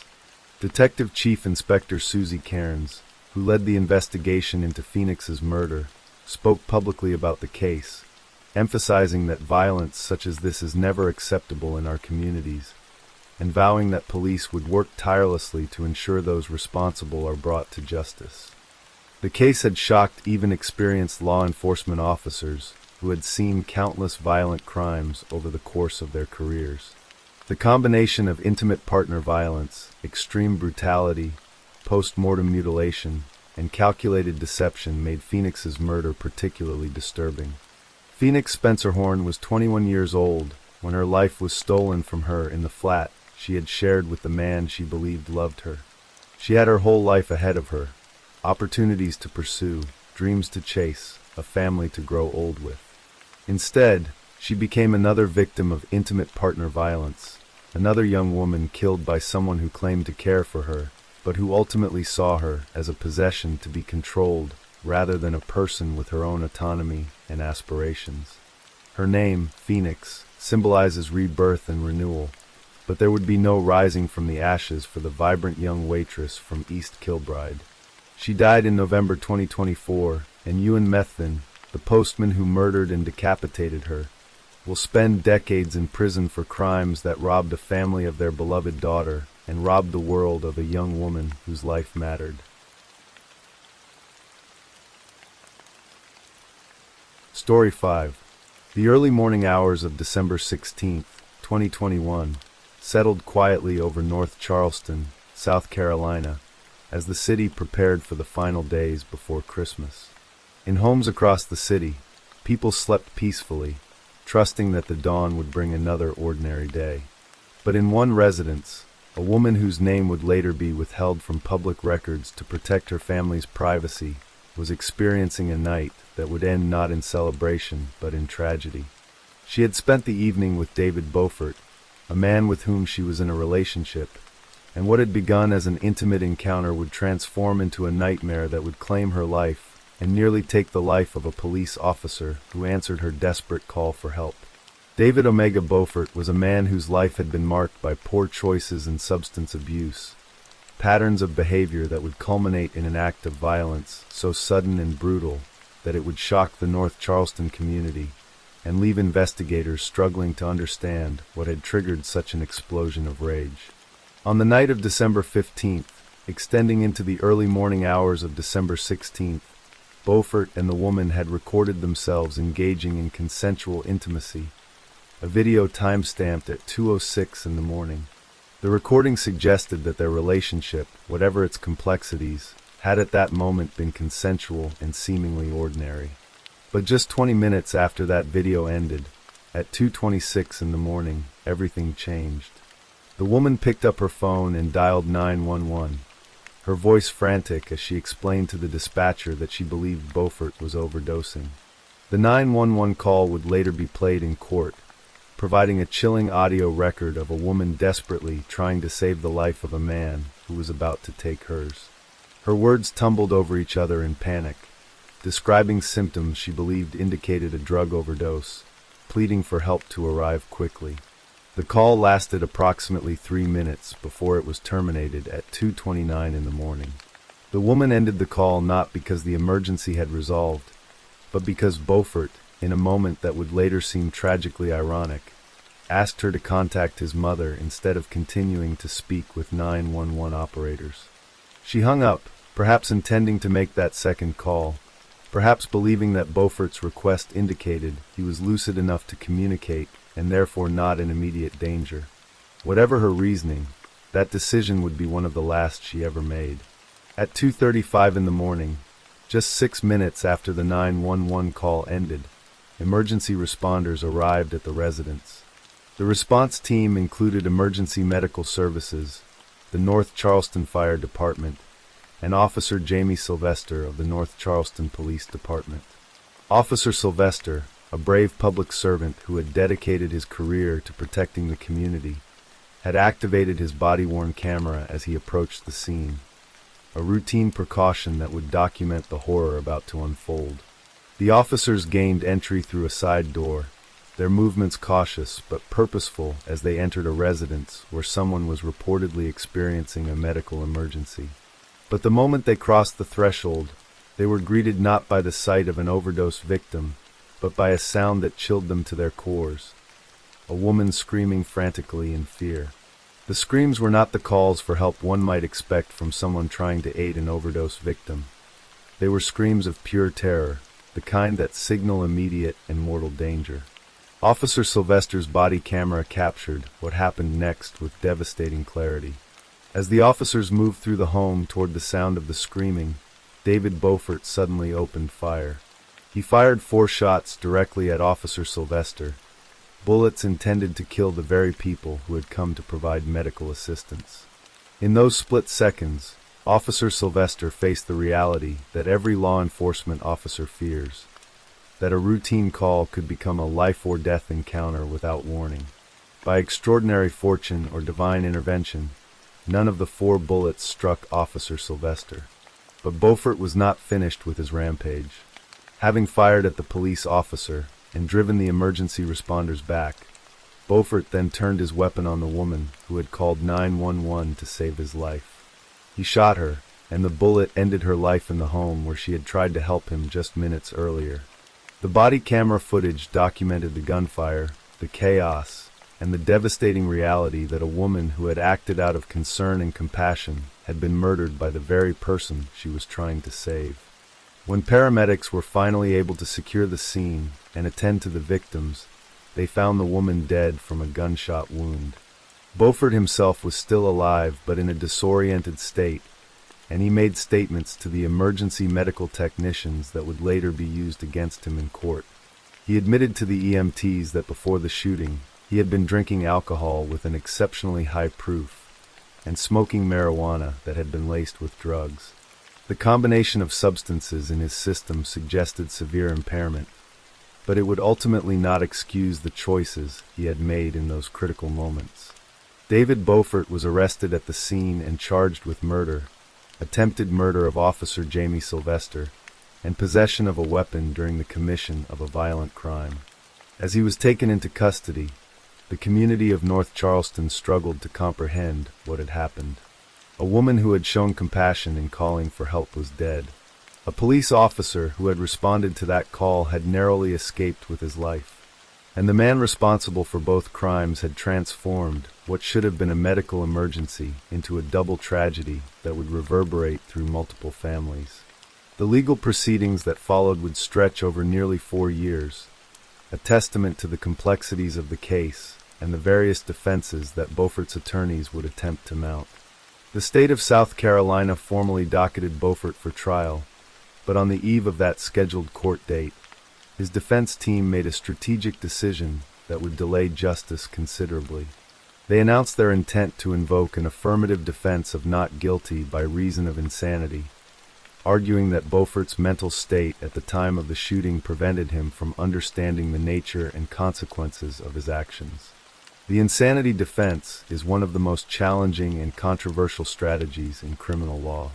It requires proving not just that a defendant has mental health issues, but that those issues were so severe at the time of the crime that the person could not distinguish right from wrong, or could not conform their conduct to the requirements of the law. In response to Beaufort's notice of an insanity defense, the state moved the circuit court for an order requiring an independent evaluation of Beaufort's criminal responsibility and capacity. On May 27, 2025, doctors at the Medical University of South Carolina conducted a comprehensive evaluation of David Beaufort. They examined his mental health history, reviewed the circumstances of the crime, analyzed his behavior before and after the shooting, and assessed his cognitive functioning. On June 25, 2025, the doctors issued their findings, and those findings were devastating to Beaufort's defense. The medical experts concluded that at the time of the murder and attempted murder, David Beaufort had possessed the mental capacity to distinguish between moral and legal right and moral and legal wrong.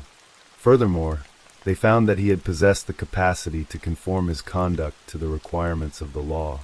In other words, despite the drugs and alcohol in his system, despite any mental health challenges he may have faced, Beaufort had known what he was doing when he fired those shots, and he had been capable of choosing not to do so. Armed with this expert assessment, prosecutors moved forward with scheduling a new trial date. The trial began on November 3, 2025, nearly 4 years after the shooting.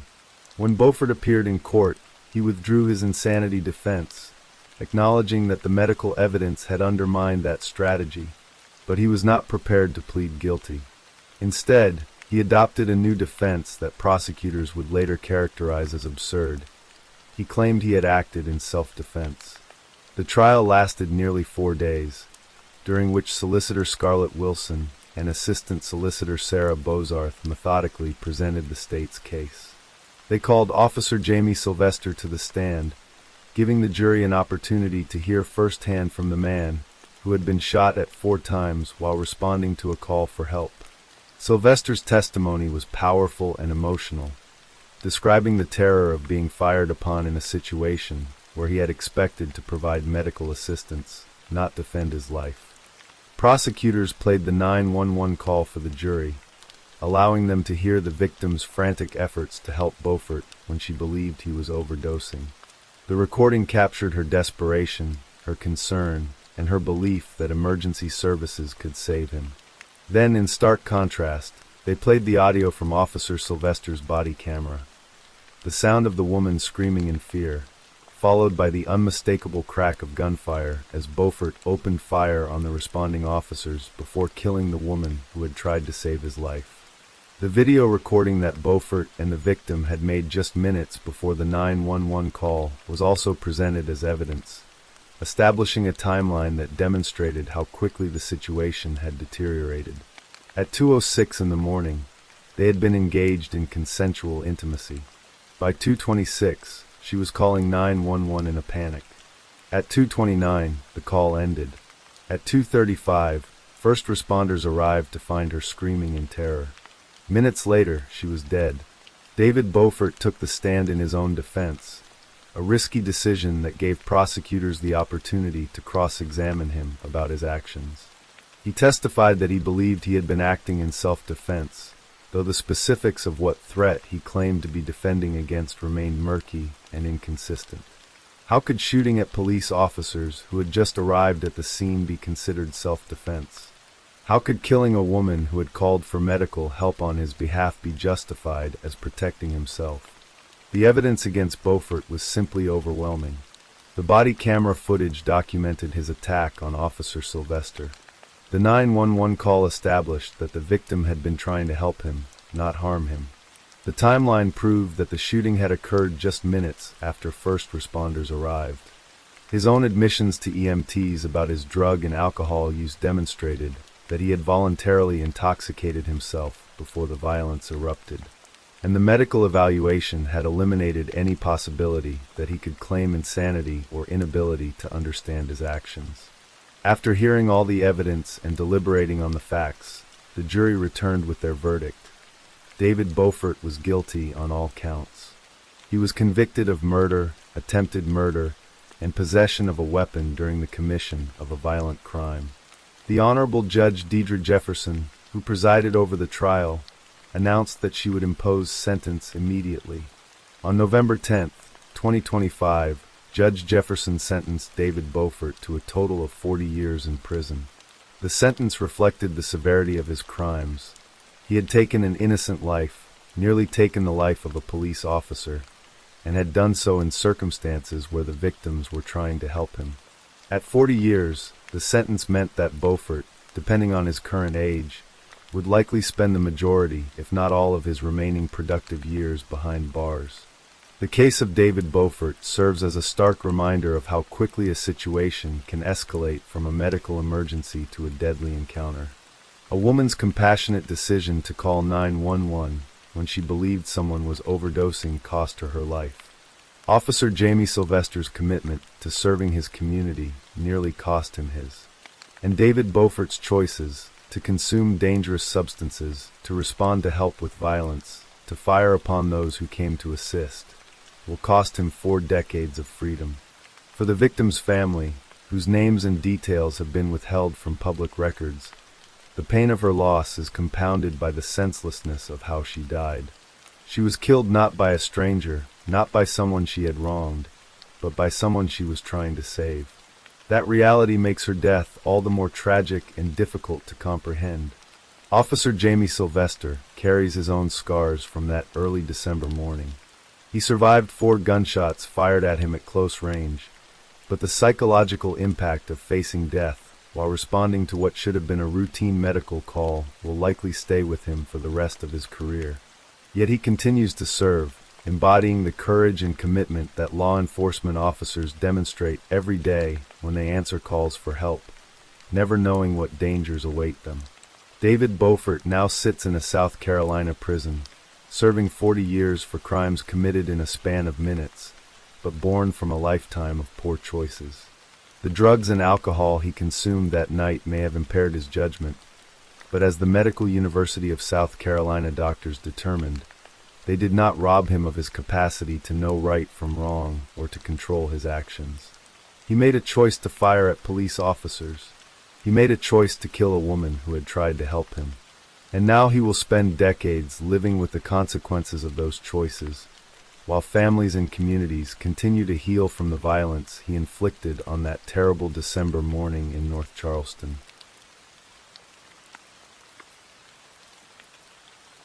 Story 6. The lights of Las Vegas shimmered in the early spring of 2009, casting their artificial glow over the wedding chapels that line the famous Strip.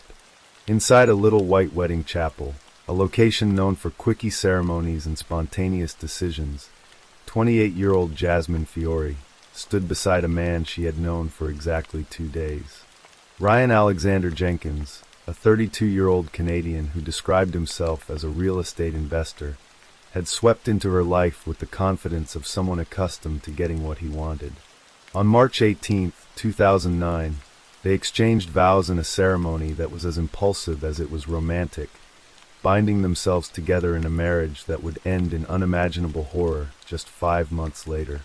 Jasmine had come to Las Vegas from Santa Cruz, California, bringing with her the kind of striking beauty that opened doors in a city built on image and spectacle.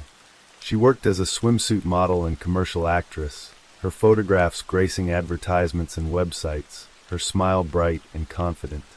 She had recently expanded her professional horizons, obtaining a real estate license and launching a personal training business with a friend. Jasmine was ambitious, driven, building a life for herself in the fast-paced world of modeling and entrepreneurship. Ryan Jenkins had his own carefully constructed image. He told people he was an investment banker worth millions, the kind of wealthy, eligible bachelor that reality television producers dream of casting. That image had landed him a spot on a dating competition show where 17 wealthy men competed for the affections of model Megan Hauserman. Jenkins had made it far in the competition, appearing in every episode as a finalist before his eventual elimination. His smooth demeanor and claims of financial success made him a producer favorite, and he was already slated to appear in another show, I Love Money, scheduled to air in early 2010.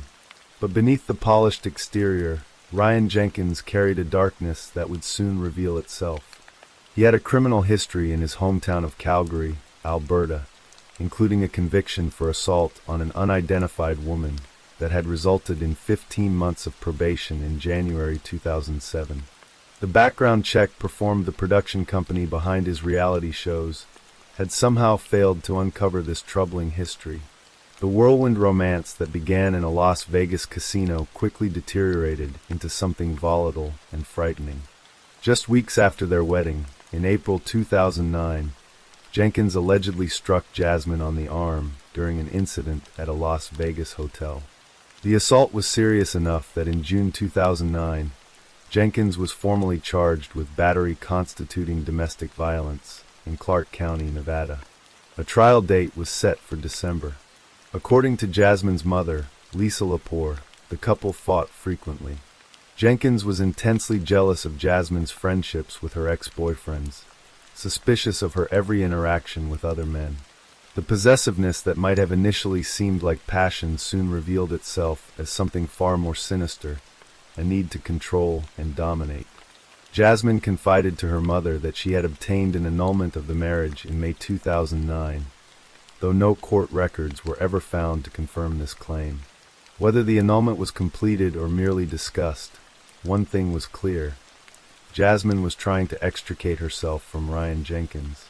Ryan's father, Dan Jenkins, offered a different perspective, claiming that Jasmine would disappear for days at a time and lie about her whereabouts, that she was his son's only friend in California.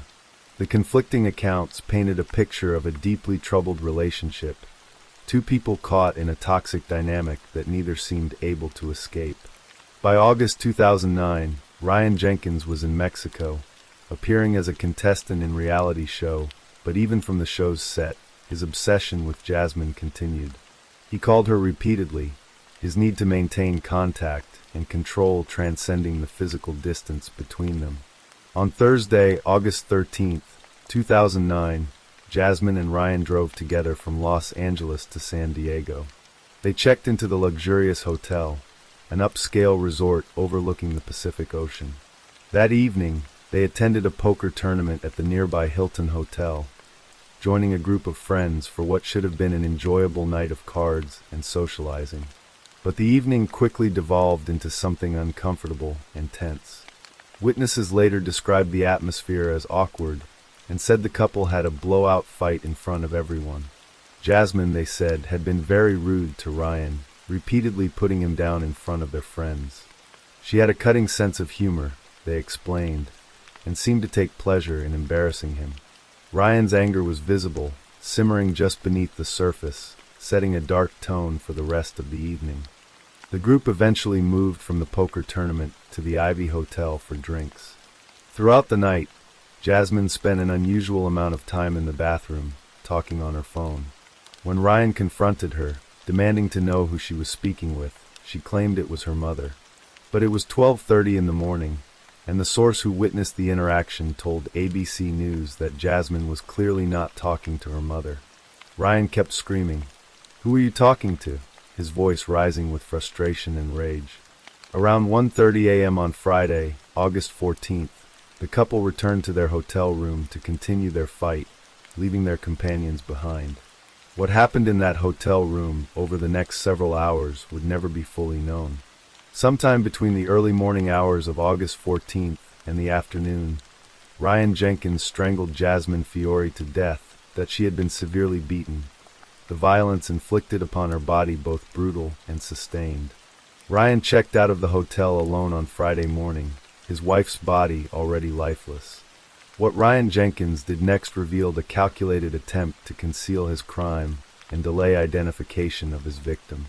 He obtained a large suitcase and placed Jasmine's body inside it. Then, in an act of horrifying mutilation, he removed all of her teeth and cut off all 10 of her fingers, attempting to eliminate the two most common methods of identifying human remains. He left her nude body stuffed and compressed into the suitcase, the violence of the act evident in the way her body had been badly beaten and crushed. On Saturday morning, August 15th, 2009, a man searching through a dumpster in an alley in Buena Park, California, looking for recyclables, made a gruesome discovery. Inside a blood-stained suitcase was the mutilated body of a woman. Police arrived at approximately 7 a.m. and began processing what they immediately recognized as a homicide scene. The body was so badly damaged and disfigured that visual identification would be impossible. At 8:55 p.m. that same evening, more than 12 hours after Jasmine's body was discovered, Ryan Jenkins called the Los Angeles County Sheriff's Department to report his wife missing. He claimed he had last seen Jasmine around 8:30 p.m. on August 14th at their penthouse apartment on Edinburgh Avenue in Los Angeles. According to his story, they had returned from San Diego together. She had dropped him off at home that evening, and then left to run errands. She never returned, he said, his voice filled with what police would later describe as manufactured concern. The story was a lie, carefully constructed but ultimately flawed. Jenkins placed himself in Los Angeles at a time when he had actually been in San Diego. He claimed ignorance of Jasmine's whereabouts while her body lay in a suitcase he had placed in that Buena Park dumpster. Meanwhile, investigators in Buena Park faced the challenging task of identifying the victim whose teeth and fingertips had been deliberately removed.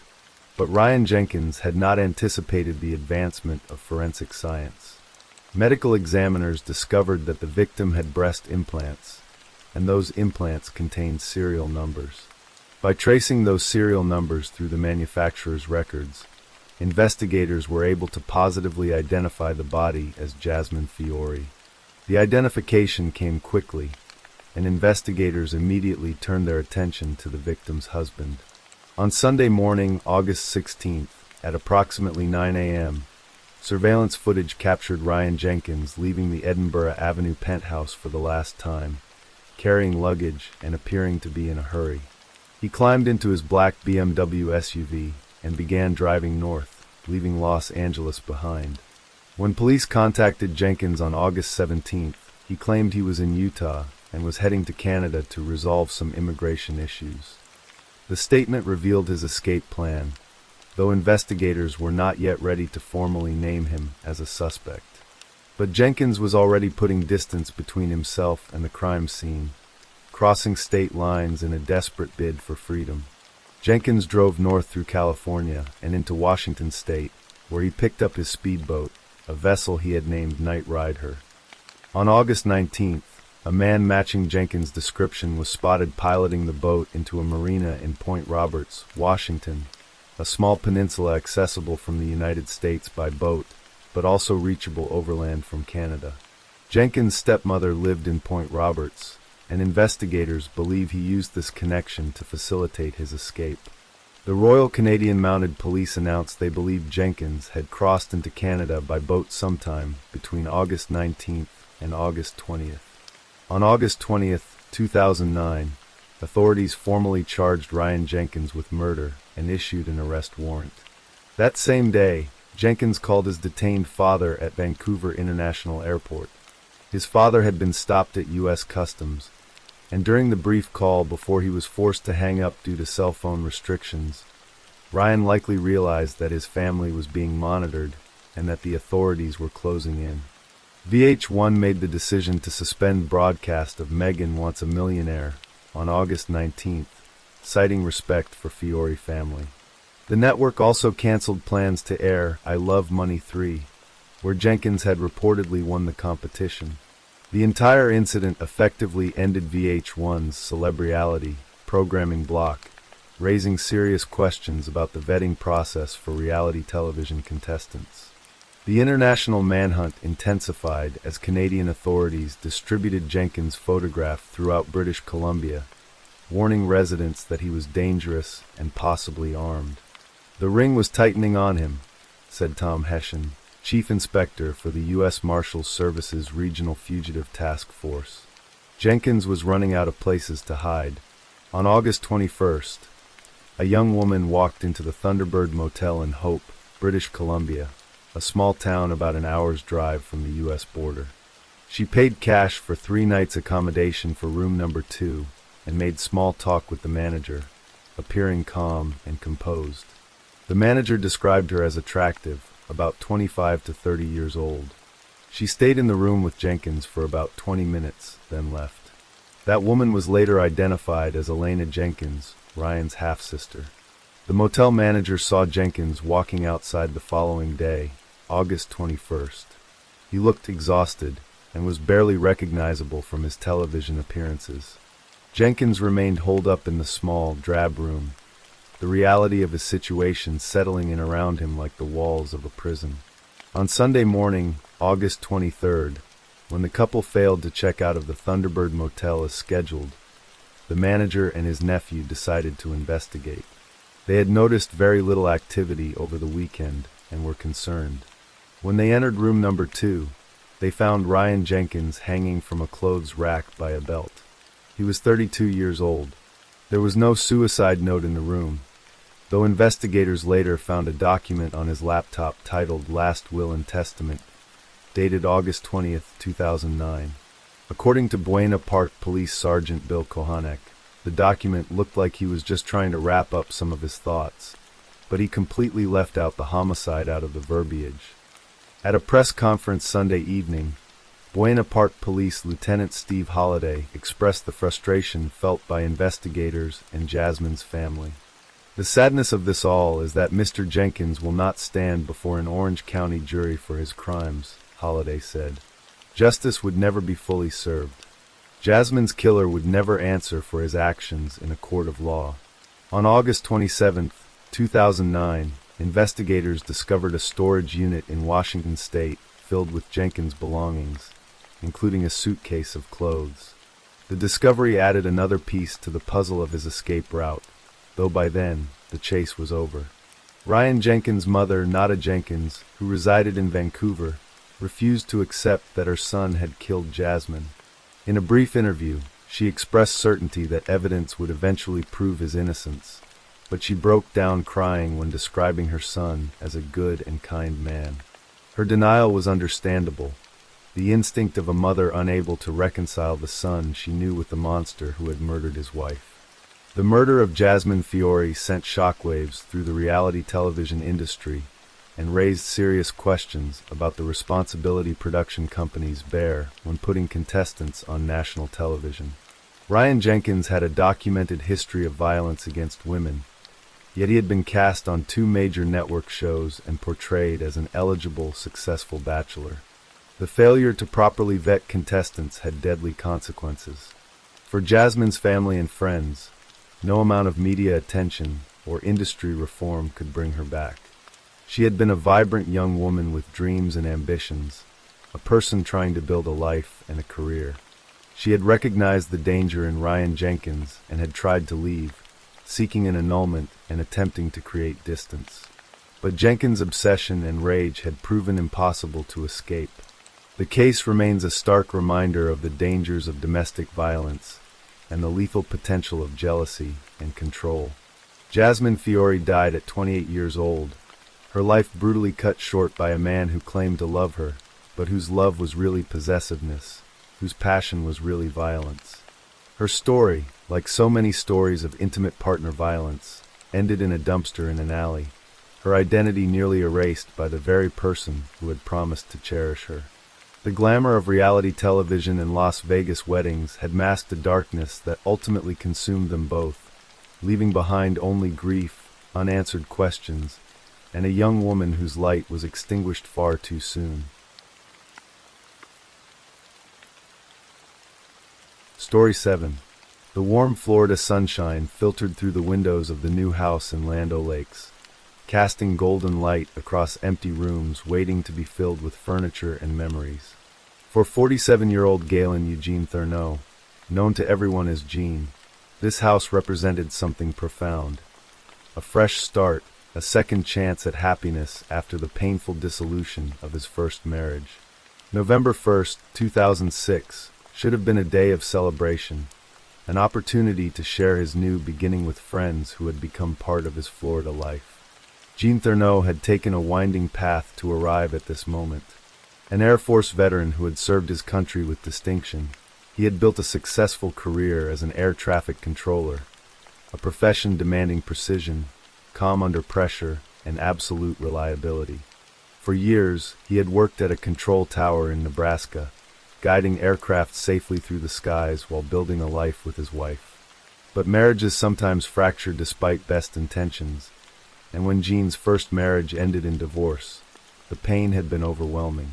The house they had shared together, the routines they had built, everything reminded him of what he had lost. Seeking escape from the memories that haunted him in Nebraska, Gene made a bold decision. He requested a transfer to Florida, specifically to the St. Pete/Clearwater International Airport. The transfer was approved, and in early 2006, Gene moved south to the Sunshine State, leaving behind the cold Nebraska winters and the ghosts of his failed marriage. Florida welcomed him with warm weather, palm trees, and most importantly, proximity to family members who could help him rebuild his life. At the St. Pete/Clearwater Airport, Gene's warm personality and natural gregariousness made him an instant favorite among his colleagues. Air traffic control is a high-stress profession, but Gene had a way of lightening the mood, of making people feel at ease even during the most demanding shifts. He was the kind of person who remembered birthdays, who asked about your family, who genuinely cared about the people around him. His colleagues appreciated his competence and professionalism, but they loved his humanity. Among those colleagues was Juanita Formoso, who went by the nickname JJ. She was 48 years old, a fellow air traffic controller with her own story of resilience and survival. Gene and Juanita connected in the way that sometimes happens between people who have weathered storms and come out the other side. Their friendship deepened into romance, and after a period of dating, they decided to marry. Gene had found love again, proof that heartbreak doesn't have to be permanent, that new chapters can be written even after painful endings. The couple's decision to purchase a house together in Land O'Lakes represented their commitment to building a future together. They spent months watching the construction progress, excited about each milestone. Finally, the house was ready, and on November 1st, they decided to invite a colleague over to celebrate, to share their joy with someone who had been part of their Florida journey. That colleague was Robert Dean Peterson, known as Bob. He was 48 years old, roughly the same age as Jean and Juanita, and he worked alongside them in air traffic control at the airport. On the surface, Bob Peterson seemed unremarkable, just another professional doing a demanding job. But beneath that ordinary exterior, Bob Peterson carried a secret that had been consuming him for years. A secret that would turn Juanita and Jean's celebration into their worst nightmare. What neither Jean nor Juanita fully understood was that Bob Peterson had fallen in love with Jean the very first time he saw him. It wasn't a casual attraction or a passing infatuation. It was an all-consuming obsession that had dictated Peterson's life choices for years. When Jean had transferred from Nebraska to Florida, Peterson had followed him, also requesting a transfer to the St. Pete/Clearwater Airport. He told people he wanted a change of scenery, but the truth was simpler and more troubling. He couldn't bear to be separated from Jean Thurneau. Peterson's obsession manifested in behaviors that, in retrospect, were clear warning signs. He followed Jean around constantly, always finding excuses to be near him, to be part of his life. When Jean sold the furnished home he had owned before marrying Juanita, Peterson bought it. He wasn't just buying a house, he was buying a piece of Jean's history, a physical space where Jean had lived and breathed. When the sale was finalized and Peterson discovered that Jean's linens weren't included with the furnishings, he became upset and angry, as if he had been denied something precious. Juanita noticed Peterson's behavior and found it odd. He seemed to hover around Jean, always watching, always present. But she rationalized it, telling herself that Peterson was probably just lonely, that he was seeking friendship in a new place. She had no way of knowing the depth of Peterson's feelings, the obsession that lurked beneath his awkward social interactions. As Jean and Juanita's relationship progressed, and they began building their new house, Peterson found another way to insert himself into their lives. Without their knowledge or permission, he began photographing the construction of their Land O'Lakes home. He documented every stage of the building process, taking pictures of the foundation, the framing, the walls going up, the roof being installed. He compiled these photographs into a collection, creating a secret chronicle of their new beginning. On the evening of November 1st, 2006, Jean and Juanita invited Bob Peterson to see their completed house for the first time. They ordered pizza and spent time showing him around the rooms, sharing their excitement about finally moving in. During the visit, Peterson presented them with a gift, the photo album he had created, documenting their house's construction in meticulous detail. Jean and Juanita accepted the gift, likely touched by what seemed like a thoughtful gesture from a friend. They had no idea that the photographs represented something far darker, evidence of surveillance and obsessive monitoring. As the evening progressed, Juanita needed to leave. She and her adult daughter had to drive to New Port Richey to pick up a truck, a practical errand that would take them away from the house for a couple of hours. She left Jean and Bob Peterson alone together in the new house, expecting to return to find them chatting casually, perhaps discussing work or watching television. She had no reason to worry, no premonition of the horror that was about to unfold. What happened after Juanita left will never be fully known, but investigators pieced together the most likely scenario based on the evidence they later discovered. Once they were alone, Bob Peterson produced a typed letter he had written and addressed to Jean. The letter was a confession, a revelation of feelings Peterson had kept hidden for years. He wrote that he felt like he had been living a lie, that he couldn't continue the deception any longer. He declared his love for Jean Thurneau, explaining that he had wanted to tell him in person, but had always chickened out. The letter then took a darker turn, making explicit sexual demands. But most chilling of all, the letter turned threatening. Peterson stated clearly that he would not leave the house until complete his demand. It was an ultimatum, a demand backed by the implicit threat of violence. Peterson had already asked God for forgiveness, he wrote, suggesting he knew what he was about to do was wrong, but had decided to do it anyway. Gene was a straightforward man who didn't hold back his feelings. When confronted with Peterson's proposition, he was almost certainly repulsed and made his rejection absolutely clear. He would have told Peterson to leave immediately, would have expressed his shock and disgust at the betrayal of their friendship. Gene had no romantic or sexual interest in men, and certainly not in Bob Peterson. Peterson's reaction to Gene's rejection was swift and violent. He pulled out a .22 caliber handgun and shot Gene in the head. The man he claimed to love, the man he had obsessed over for years, lay bleeding on the floor of his new home. But Peterson wasn't finished. In an act of horrifying brutality, he dragged Gene's wounded or dying body out of the house, leaving a blood trail across the driveway. He forced Gene into his truck and drove him to another location, a house Peterson had rented in Safety Harbor, Florida. The fact that Peterson had a rented house in Safety Harbor, separate from his residence in Covered Bridge Estates in Ellenton, suggested premeditation. He had prepared a location where he could take Gene, a private space where no one would interrupt whatever dark plans he had in mind. When Juanita Thurneau returned home around 7:30 p.m., expecting to find her husband relaxing with their friend, she instead walked into a nightmare. A blood trail stretched across the driveway, dark and ominous in the gathering twilight. Inside the house, she found Gene's clothes in a bloody pile on the floor.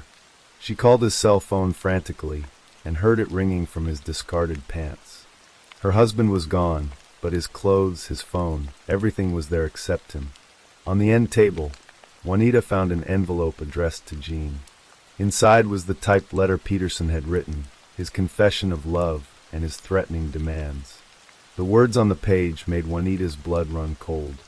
She immediately called the police, reporting her husband missing and providing them with a letter that made Bob Peterson the obvious suspect. Law enforcement began searching for both Gene Thurneau and Bob Peterson, treating the case as a possible kidnapping. Detectives interviewed Juanita extensively, trying to understand the relationship between Gene and Peterson, looking for any clue that might lead them to where Peterson had taken her husband. They learned about Peterson's rental property in Safety Harbor, and that information became the focus of their investigation. 2 agonizing days passed while Juanita waited for news of her husband. On November 3, 2006, law enforcement officers arrived at Peterson's rented house in Safety Harbor. They knocked repeatedly, but no one answered. The silence from inside the house was ominous. Officers forced their way through the door, not knowing what they would find but fearing the worst. The scene that greeted them in the master bedroom was one of unspeakable horror. Gene Thurneau's body lay on the floor, a bullet wound to his head.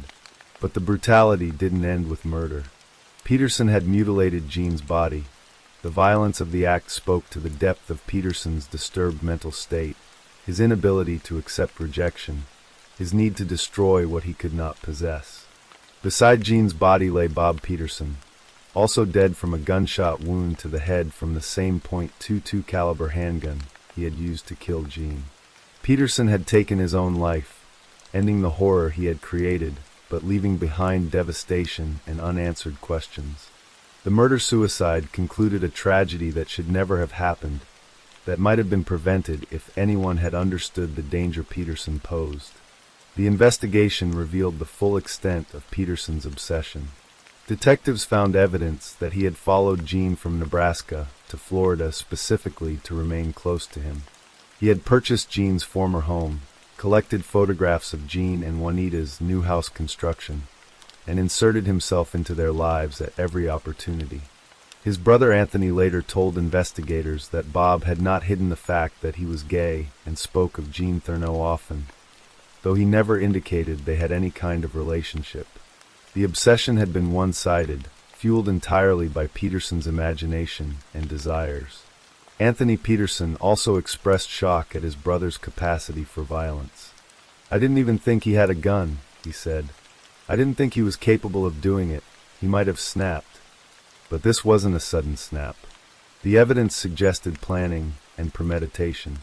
Peterson had rented a separate house in Safety Harbor, had brought a gun to Jean and Juanita's home, had written a letter in advance.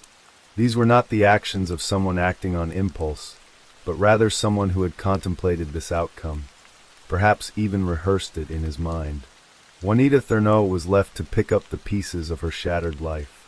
She had lost her husband of just a few years, a man who had helped her believe in love again, who had been excited about building a future together in their new house. That house, which should have represented joy and new beginnings, had become the site of Jean's kidnapping and the starting point of his murder. In the aftermath, Juanita struggled to make sense of what had happened. Looking back over the 4 years she had known Bob Peterson, she recalled details that now seemed significant but had appeared innocuous at the time. His constant presence around Jean, his purchase of Jean's former home, his disappointment about the linens.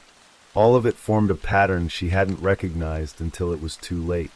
Despite the horror of what Peterson had done to her husband, Juanita told reporters that she didn't hate him. "How can you hate someone who is mentally disturbed?" she said. She relied on her faith in God to help her through the grief and trauma, the same faith she had shared with Jean. "I miss him terribly," she said. "Where else do you turn? I have to hang on to the fact that my God is a good God." The case of Jean Thurneaux stands as a tragic example of how dangerous unrequited obsession can become, particularly when combined with an inability to accept rejection. Bob Peterson's love, if it can be called that, was not about Jean's happiness or well-being. It was possessive, selfish, and ultimately murderous. When Jean rejected his advances, Peterson chose violence rather than acceptance, destroying the object of his obsession rather than letting him live free. Jean Thurneaux was a man who had survived the pain of divorce and found the courage to start over. He had built a new life in Florida, found new love with Juanita, and was looking forward to the future. He died at 47 years old, killed in the home he had just finished building, murdered by someone he had considered a friend. The tragedy resonates because it reminds us how little we sometimes know about the people around us, how secret obsessions can fester in silence until they explode into violence. In the end, both men died in that Safety Harbor rental house, but only one of them was a victim. Jean Thurneaux was a good man who made the mistake of trusting someone whose twisted feelings would cost him everything. And Juanita was left alone in a house filled with ghosts, trying to find meaning in senseless loss, holding on to faith when everything else had been taken away.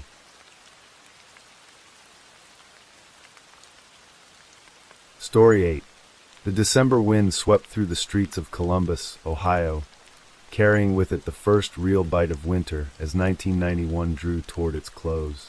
The city's east side neighborhoods were preparing for the holidays, homes decorated with lights and wreaths, children counting down the days until Christmas break.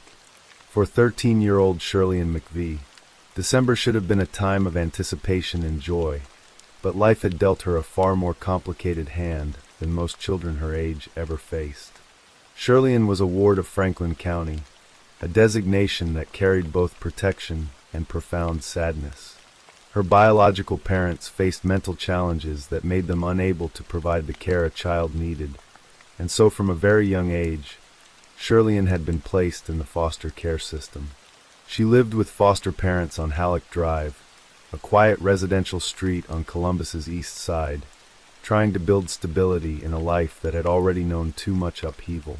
At 13, she was at that difficult age between childhood and adolescence, trying to figure out who she was and where she belonged in a world that had not been particularly kind to her. Despite the challenges she faced, Shirley-Ann was described as a beautiful young lady, a girl with her whole life ahead of her. She attended school, made friends, and did the things that teenagers do, finding small moments of normalcy in circumstances that were anything but normal. The foster care system had given her a safe place to live, and she was trying to make the best of the situation she had been born into. Tuesday, December 3rd, 1991, began as an ordinary school day. Shirley-Ann attended her classes, chatted with classmates, and when the final bell rang that afternoon, she accepted a ride home from a classmate and the classmate's parent. It was a kind gesture, the sort of everyday favor that neighbors and friends do for one another without thinking twice. They dropped Shirley-Ann off at her foster residence on Halleck Drive around 3 in the afternoon, watching to make sure she made it safely to the door before driving away. But Shirley-Ann didn't stay home. At approximately 3:25 p.m., she was in the area of the Columbus Public Library and the Barnett Recreation Center, located at the intersection of Livingston Avenue and Barnett Road. The Recreation Center was a popular gathering spot for neighborhood kids, a place where young people could play basketball, hang out with friends, and escape the boredom of a Tuesday afternoon. Shirley-Ann's presence there was not unusual or concerning. She was a 13-year-old girl spending time near a community center in her own neighborhood, doing exactly what countless other teenagers were doing that same afternoon. Witnesses would recall seeing Shirley-Ann dark hair pulled into a ponytail swept to one side, a hairstyle popular among young girls in the early 1990s. She wore a white sweatshirt and blue jeans, the comfortable uniform of teenagers everywhere, and her green suede shoes added a splash of color to her outfit. Over it all, she wore a 3/4 length blue coat, protection against the December chill that had settled over Ohio. She looked like any other kid at the recreation center, indistinguishable from dozens of others who passed through that afternoon. But sometime after 3:25 p.m., something went terribly wrong. The exact sequence of events will never be fully known, but at some point between that Tuesday afternoon and Thursday morning, someone hurt Shirley-Ann McVie. Someone beat her, struck her repeatedly about her head and face with such force that the injuries would be described by investigators as severe. And then, when the beating was done, that same someone strangled her, choking the life from a 13-year-old girl whose only crime was being in the wrong place at the wrong time. For 2 days, Shirley-Ann's body lay hidden just 4 blocks from where she lived, concealed in the backyard of a residence on Scottwood Road in the 2900 block. The house was so close to her foster home on Halleck Drive that Shirley-Ann had probably walked past it countless times, perhaps on her way to school or to visit friends. The proximity was haunting, the idea that she had been killed and left so near to the place she called home, yet might as well have been a world away. On Thursday morning, December 5th, 1991, someone discovered Shirley-Ann's body in that backyard. The news that a young girl had been found dead sent shockwaves through the East Side community. Parents pulled their children closer, suddenly aware of dangers they had perhaps taken for granted. The Columbus Police Department launched a homicide investigation, trying to piece together the last 48 hours of Shirley-Ann's life, searching for anyone who might have seen something, heard something, or knew something that could lead them to her killer. Detectives canvassed the neighborhood, knocking on doors and asking questions. They interviewed the classmate and parent who had given Shirley-Ann a ride home on Tuesday. They spoke with witnesses who had seen her near the Barnett Recreation Center that afternoon. They tried to establish a timeline, to understand where Shirley-Ann had gone after leaving the recreation center, who she might have encountered, what could have led to her brutal death. The investigation revealed that Shirley-Ann had been badly beaten about her head and face before being strangled. The violence of the attack suggested rage, a deeply personal assault, or an attempt to silence a victim. Investigators looked for connections between Shirley-Ann and possible suspects, searching for anyone who might have had a motive to harm a 13-year-old foster child. But as days turned into weeks and weeks turned into months, the case grew cold. Despite the proximity of the crime scene to Shirley-Ann's home, despite the witnesses who had seen her that Tuesday afternoon, despite the intensive investigation by Columbus police, no arrests were made. No suspect was charged. The person who had killed Shirley-Ann McVie seemed to have vanished into the winter air, leaving behind only questions and grief. The case was particularly troubling because of how little media attention it received. In the hierarchy of missing and murdered persons, some cases capture public imagination, while others fade into obscurity. Shirley-Ann was a foster child, a girl without the powerful advocates that some victims have, without a family with resources to keep her story in the headlines. She became one of the forgotten, a name on a police report, a case file in a drawer, a victim whose justice was deferred and ultimately denied. Years passed, and the investigation languished. In 2002, more than a decade after Shirleyan's murder, the Columbus Division of Police formed the Unsolved Case Review Team, a cold case unit dedicated to re-examining older homicides with fresh eyes and new forensic techniques. Shirleyan's case was among the first they reviewed, recognition that her death deserved renewed attention and effort. The team looked at the evidence that had been collected in 1991, interviewed witnesses again, and searched for leads that might have been overlooked or not fully pursued in the original investigation. But even with the benefit of improved forensic science and a dedicated cold case team, the murder of Shirleyan McVie remained unsolved. The passage of time had not been kind to the evidence. Witnesses' memories had faded. People who might have known something in 1991 had moved away or passed away. The trail had grown cold in the most literal sense, and despite the best efforts of investigators, no breakthrough came. The lack of resolution haunted those who had known Shirleyan and those who worked on her case. One family member would later write online, expressing the pain of never having had the chance to meet their aunt, the wish to have learned more about her, the enduring sorrow of a life cut short and justice denied. The comment captured the ripple effects of unsolved murder, the way it leaves not just one victim but dozens, everyone who loved the person who was killed, everyone who carries the weight of unanswered questions. Crime Stoppers offered a cash reward of up to $5,000 for any information leading to the arrest and indictment of the person responsible for Shirleyan's murder. Flyers were distributed with her photograph, asking anyone who might have been in the area on December 3rd or 4, 1991, to come forward. Did someone see Shirleyan being hurt or snatched? Did someone witness something out of the ordinary that day? Something that at the time might not have seemed significant, but in hindsight could be the key to solving the case. The appeals went out year after year, each one a reminder that Shirleyan's killer was still out there, unpunished. During the investigation, police did develop at least one person of interest, a man whose name has never been publicly released. According to some sources, this individual has never been fully ruled out as a suspect. The police have held on to this lead, keeping the details close as the investigation technically remains open. But without sufficient evidence to make an arrest or file charges, the case has remained in limbo, neither fully abandoned nor actively progressing.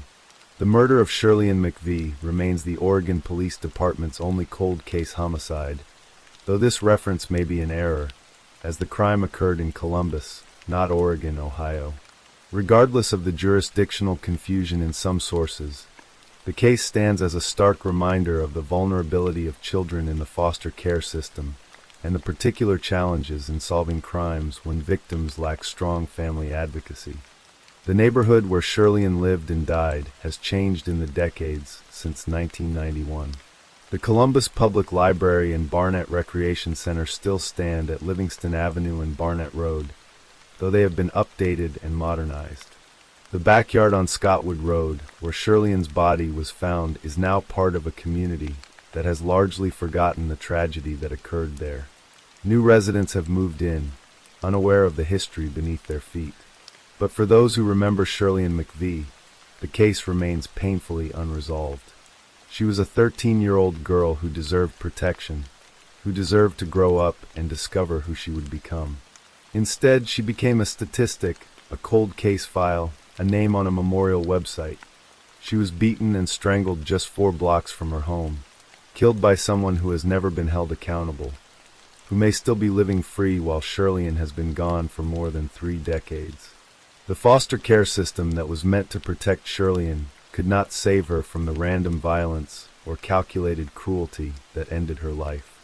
The investigation that should have brought her justice failed to identify her killer. The media attention that might have kept her case in the public consciousness never materialized in any significant way. Shirleyan fell through every crack in the system, and even in death, she remains forgotten by most. Those who have tried to keep her memory alive have encountered frustration at every turn, trying endlessly to get connections or ties to people who knew Shirleyan, to find anyone who was fighting for her, only to come up empty. Nearly 3 decades expired since her death with no resolution, and now more than 3 decades have passed. The urgency that surrounded her case in December 1991 has long since dissipated, replaced by the cold reality that some murders simply never get solved. The question that hangs over Shirleyan's case is the same one that haunts all unsolved homicides. What happened? Who encountered this 13-year-old girl near a recreation center on a December afternoon? What transpired in those hours between when she was last seen alive and when her body was discovered? Was it someone she knew, someone she trusted? Or was it a stranger, a predator who saw an opportunity and seized it? The answers lie somewhere in the past, locked in the memory of someone who has chosen to remain silent or who has carried the secret to their grave. Perhaps the killer is long dead, taking the truth with them.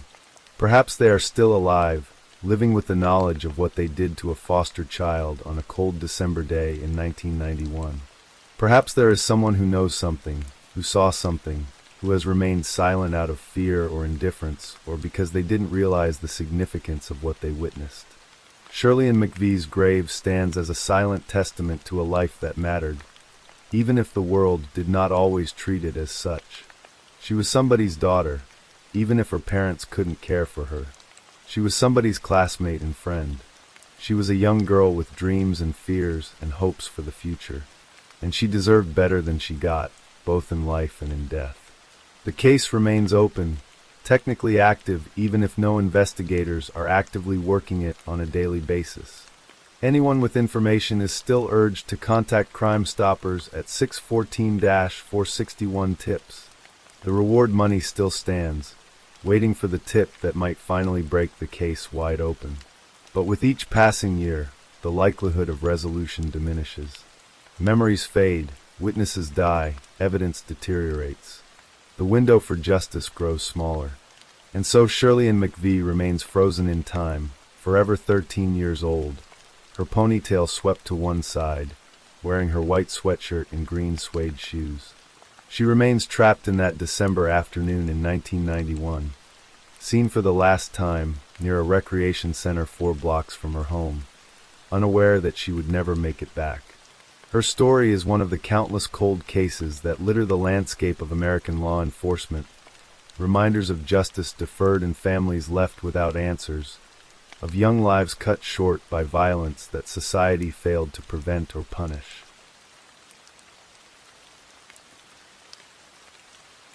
Story 9. The summer heat pressed down on Moscow in July 2018, the kind of oppressive warmth that makes concrete radiate and air shimmer.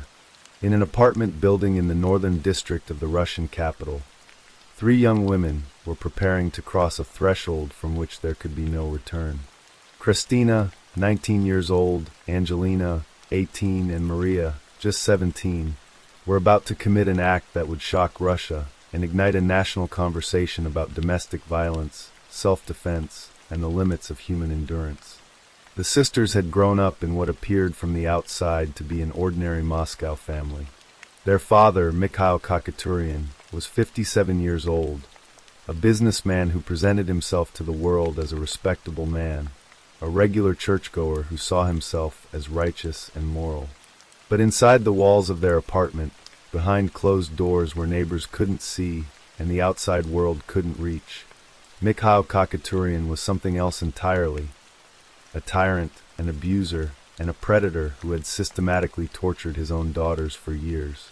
The abuse had begun in earnest after Mikhail forced their mother out of the apartment in 2015. With their mother gone, the 3 sisters became prisoners in their own home, subjected to a regime of violence and control so severe that it defied comprehension. Mikhail installed surveillance cameras throughout the apartment, monitoring his daughters' every move, every conversation, every moment of their lives. They could not leave the apartment without his explicit permission. He kept them out of school for extended periods, isolating them from friends, teachers, and any potential source of help or intervention. The physical violence was relentless and creative in its cruelty. Mikhail beat his daughters regularly, using his fists, his feet, and whatever objects came to hand. He shot at them with a BB gun, treating them like targets in some twisted game. He used pepper spray on them when they failed to complete household chores to his impossibly high standards, spraying the caustic substance directly into their faces and watching as they gasped and choked. For Christina, who suffered from asthma, the pepper spray attacks were particularly dangerous, sometimes causing her to lose consciousness. But the physical beatings, as horrific as they were, represented only one dimension of the nightmare the sisters endured. Mikhail subjected his daughters to sexual abuse that lasted for years, forcing them to perform acts that violated every boundary between parent and child. One of the sisters attempted suicide after being forced to perform by her father, an act so traumatic that she preferred death to the continuation of her existence. Doctors resuscitated her, sending her back to the apartment and back to her abuser, the system failing to recognize or respond to the clear signs of a family in crisis. The psychological abuse was equally devastating. Mikhail sent his daughters text messages filled with threats and obscenities, calling them prostitutes, telling them they would die as such, accusing them of inappropriate relationships with male acquaintances. One message from April 2018 read, "I beat you for everything I will you," the broken syntax unable to conceal the raw menace. He threatened to kill them. He threatened to sexually assault them and their mother.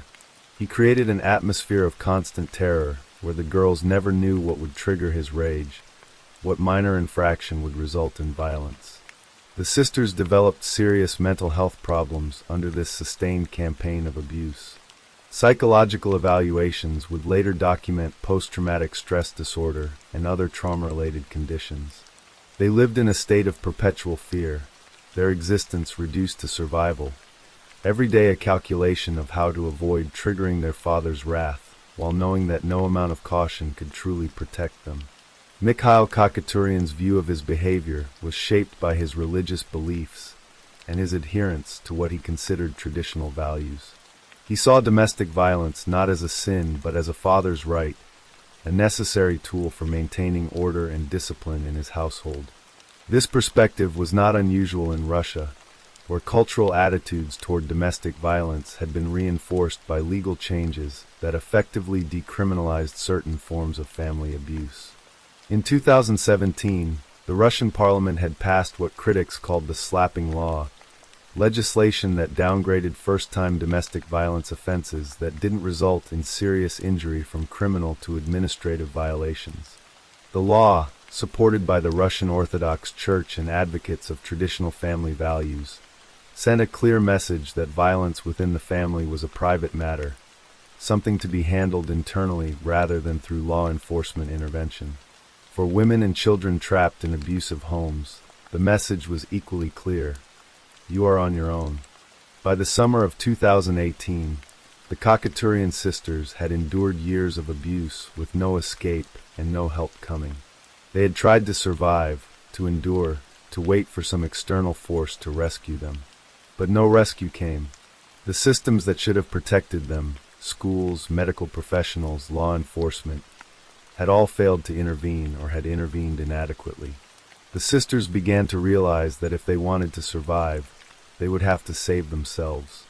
On July 27, 2018, Mikhail Khachaturian returned home from receiving treatment at the Solovyov Psychiatric and Neurological Center.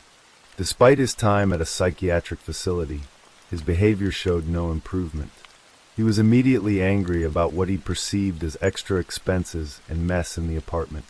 He locked himself in a room with each daughter individually and sprayed pepper spray directly into their faces, punishing them for infractions real or imagined. When he sprayed Christina, her asthma caused her to lose consciousness from the chemical assault. After terrorizing his daughters, Mikhail Khachaturian went to bed, falling asleep with the confidence of a man who believed himself untouchable, whose authority within his home was absolute and unquestionable. But on this particular evening, something inside the sisters had finally broken. They had reached the point where death, either their own or their father's, seemed preferable to another day of abuse. They made a decision that night, the three of them together. They would kill their father.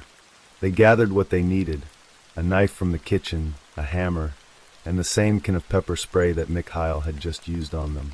When they were certain he was asleep, they entered his room and attacked. They stabbed him repeatedly with the knife, inflicting wounds to his chest, neck, and head. They struck him with the hammer. They used the pepper spray on him, turning his own weapon back on its wielder. The violence was fierce and sustained, the accumulated rage and fear of years finding expression in those terrible moments. When it was over, Mikhail Khachaturian's body bore more than 30 knife wounds. The sisters then attempted to stage the scene to make it appear that their father had attacked them first, that they had acted in immediate self-defense rather than killing him while he slept. They inflicted superficial injuries on themselves, creating physical evidence of a struggle. Then they called the police and emergency services, telling them what had happened, asking for help. When law enforcement arrived, they found Mikhail Khachaturian's body on the staircase of the apartment building where the sisters had dragged it. The violence of the scene was immediately apparent. The 3 young women were arrested on the spot on suspicion of murder. During initial questioning, they admitted to killing their father and told investigators why they had done it. Years of beatings, torture, sexual abuse, and psychological torment. The investigators recorded the motive as a hostile personal relationship due to the father causing moral suffering for a prolonged time. Bureaucratic language that could barely contain the horror it described. On July 29, 2018, the sisters were formally charged with murder without aggravating circumstances. But within days, as investigators began examining the evidence and interviewing witnesses, the charges were upgraded to murder, committed by a group of persons by previous concert or an organized group. This charge carried a potential sentence of up to 20 years in prison for adult women, or up to 10 years for minors. The prosecution's theory was that the sisters had conspired together to kill their father, that the murder had been planned rather than spontaneous. A remand hearing was held on July 30, 2018, at the Ostankino court in Moscow. The judge extended the sisters' detention, keeping them in custody as the investigation continued. Initially, they were held in a detention center, separated from one another, facing the prospect of decades in prison for the crime of trying to survive. But even as the legal proceedings moved forward, something unexpected began to happen. Public opinion started to shift in the sisters' favor. As details of the abuse emerged, as the extent of Mikhail Khachaturian's cruelty became public knowledge, Russians began to question whether the sisters were really murderers, or whether they were victims who had been forced to take extreme action because no one else would protect them. In mid-August 2018, investigators officially recognized Mikhail Khachaturian's immoral actions toward his daughters and confirmed the facts of psychological and sexual abuse. This acknowledgement represented a significant development, an official admission that the father had been an abuser even as his daughters faced murder charges for killing him. On September 27, 2018, after weeks in detention, the court granted a motion to release the sisters from the detention center and place them under house arrest instead. They were required to stay in separate apartments and were prohibited from leaving their residences at night, using any means of communication including telephones or internet, or contacting anyone besides their lawyers and investigators. The restrictions were severe, but they represented an improvement over incarceration. The case became a rallying point for activists and human rights organizations across Russia. Protests were organized under the slogan, "I did not want to die," the words capturing the sisters' desperation and their lack of alternatives. More than 300,000 people signed petitions calling for leniency or dismissal of charges. Prominent figures including former presidential candidate Ksenia Sobchak and Serge Tankian, lead singer of the band System of a Down, spoke out in support of the sisters. The case also reignited debate about Russia's failed domestic violence legislation. A comprehensive domestic violence bill that would have provided protections for victims had been introduced in Parliament in 2016, but had stalled, opposed by conservative lawmakers and the Russian Orthodox Church, who argued it would interfere with traditional family structures. Meanwhile, Russia had decriminalized certain forms of domestic violence in 2017, making it harder for victims to seek legal recourse against their abusers.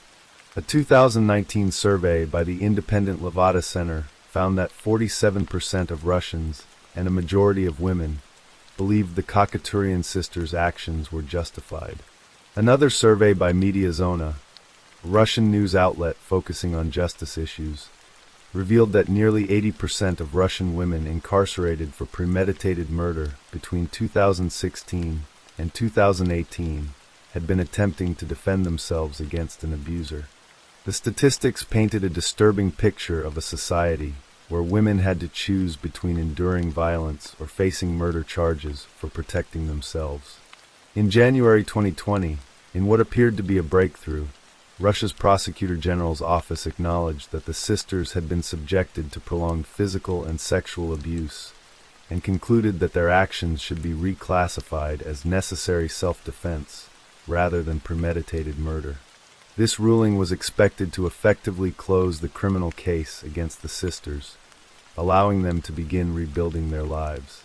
But in May 2020, in a shocking reversal, the same prosecutor's office announced that murder charges would indeed be pursued against the Khachaturian sisters. Viktor Grin, the prosecutor who had previously recommended downgrading the charges, reaffirmed the decision to prosecute for premeditated murder without offering any explanation for the change in position. The trial finally began in July 2020, more than 2 years after the killing.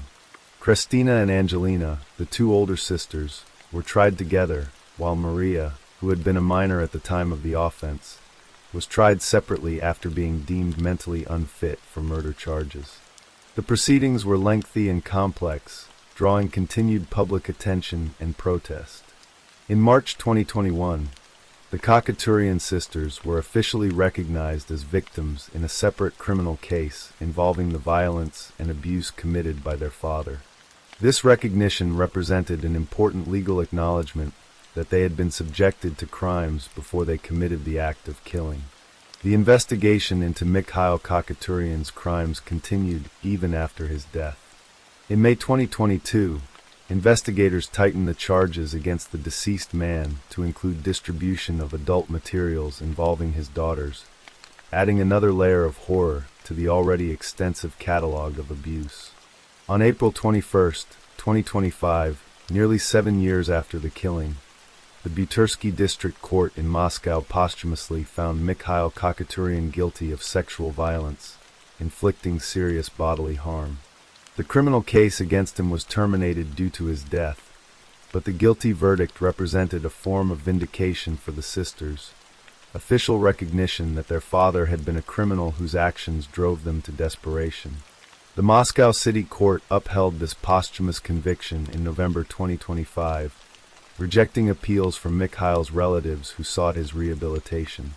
His sister Naira had argued for his posthumous acquittal, but the court found the evidence of his guilt overwhelming and sustained the original verdict. The sisters' lawyers expressed hope that with their father's abuse now officially proven through conviction, authorities would finally reclassify the sisters' actions as self-defense and allow them to close this chapter of their lives. After years of legal limbo, public scrutiny, and continued trauma, Christina, Angelina, and Maria deserve the chance to heal and build the normal lives that their father denied them for so long. The case of the Khachaturian sisters stands as a devastating indictment of systems that failed to protect vulnerable children from a predatory parent. It exposed the inadequacy of Russia's response to domestic violence and the ways that cultural attitudes and legal structures can trap victims in cycles of abuse with no escape. The sisters' story resonated because it forced Russians to confront an uncomfortable truth, that sometimes the people who commit violence are not criminals, but victims who had no other choice, and that the line between murder and self-preservation can disappear entirely when the systems meant to protect us fail. Story 10. The morning of November 27, 2023, began like any other Monday in Skopje, the capital of North Macedonia. In the Debar Malo neighborhood, a residential area where families lived in modern apartment buildings. The city was beginning to stir with the rhythm of daily life. 14-year-old Vanya Georgievska, a student at Johann Heinrich Pestalozzi School, prepared to leave for classes that morning. She was a bright girl with dark brown hair that fell past her shoulders, brown eyes that sparkled with youthful curiosity, and a smile brightened by the braces she wore. A small mole on the right side of her face gave her a distinctive appearance that those who knew her found endearing. Vanya had moved with her mother Zorika, father Alexander, and younger sister Minja into their new apartment just 2 months earlier in September. Though her parents were divorced, they maintained a semblance of normalcy for their daughters. That Monday morning held a particular significance, though no one in the household could have known the terrible fate that awaited. Vanya's younger sister had received a mysterious message instructing her to arrive at school starting from the 2nd class, meaning she would not need to leave as early as usual. Only Vanya's father, Alexander, had been informed of this message. The timing meant that Vanya would walk to school alone, as she typically did on Fridays, vulnerable and unaccompanied through the streets of their neighborhood. At approximately 7:27 in the morning, Vanya stepped out of the family apartment on Nomnomovsky Borsk Street. She wore a blue blouse beneath a black jacket, black jeans, and white shoes with brown stripes. Her rucksack hung from her shoulders, and she carried a model of an iPhone. She looked like any other teenager heading to school on an ordinary Monday. What Vanya did not know was that 3 men had been waiting for her. They had positioned themselves with calculated precision, their plan meticulously arranged in advance. The waiting men were Velibermanov, Borvodevsky, and Vlatko Keshishev. Velibermanov, armed with a screwdriver, had used the tool to open the front door of the apartment building, and he and Borvodevsky had concealed themselves inside with a sleeping bag prepared for their victim. Vlatko Keshishev remained outside in their vehicle, a white Citroën, serving as a lookout. The car itself carried its own dark history, as it had been stolen just 5 days earlier from a 74-year-old barber named Panch Zazhovsky in the nearby city of Velis. When Vanya stepped out of the elevator that morning, she had no chance to scream or run. Borvodevsky seized her by the waist while Velibermanov grabbed her leg, their movements swift and brutal. Before she could cry out, they pressed duct tape over her mouth, silencing any sound that might alert neighbors or passers-by. They bound her legs and feet with plastic zip ties, the restraints cutting into her skin as she struggled against their grip. Then they forced her into the sleeping bag, enclosing her in darkness and terror. The men worked with ruthless efficiency, destroying her phone to prevent it from being tracked before carrying her to the waiting Citroën. They placed her in the trunk of the stolen vehicle, and within minutes of leaving her home, Vanya Georgievska disappeared from the streets of Skopje. The kidnapping had been planned with disturbing attention to detail. The perpetrators had originally intended to abduct Vanya on Friday, November 24th, knowing that she typically walked to school alone on Fridays. However, traffic delays had forced them to postpone their plan. They knew that on Monday, November 27th, Vanya would once again be walking alone, a fact they had learned through the mysterious message sent to her sister. The coordination suggested a deeper conspiracy, one that would later cast suspicion on those closest to Vanya. Approximately 15 minutes after the kidnapping, the stolen Citroën met another vehicle at an overpass in Vizbigovo, a neighborhood on the outskirts of Skopje. The second car was a Renault Kangoo, driven by a man named Ljupcho Polevsky, known by the nickname Palcho. Polevsky was the main orchestrator of the crime, a former member of the Social Democratic Union of Macedonia, who had once held an influential position as president of the party's city organization in Skopje. In recent years, he had founded the far-right, pro-Kremlin political party Desna, and the other perpetrators were all affiliated with his organization. Video camera footage from a plaza called Metalberg in Vizbigovo would later capture this rendezvous, showing the Renault Kangoo driving past, followed 8 seconds later by the white Citroën. The two vehicles traveled together to a secluded location in Dubki, near the village of Brazda, arriving at approximately 10 o'clock in the morning. In that isolated spot, far from witnesses and help, the kidnappers made a decision that would shock an entire nation. The crime had been conceived as a ransom plot, intended to extract money from Vanya's mother Zorica. But the perpetrators, reportedly overcome by panic, abandoned their original plan. They never made a ransom demand. Instead, they chose to eliminate the only witness to their crime. Velibor Manov pulled Vanya from the trunk of the car. They had dug a grave beforehand, a pit measuring just under 1 cubic meter. Ljupcho Polevsky approached with a 9mm pistol. He pressed a pillow against the back of Vanya's head to muffle the sound of the gunshot. Then he pulled the trigger. The bullet passed through Vanya's neck and fourth vertebra, continuing into the right hemisphere of her brain. The 14-year-old girl died instantly, her life extinguished in a moment of unspeakable violence. The men buried her body in the shallow grave they had prepared, covering her with earth as though they could bury their crime along with her. Then they set fire to the stolen Citroen, attempting to destroy evidence of their actions. Back in Skopje, Vanya's absence had already triggered alarm. At 8:35 that morning, barely an hour after her daughter had left for school, Zorica Georgievska called the emergency number 112 to report Vanya missing.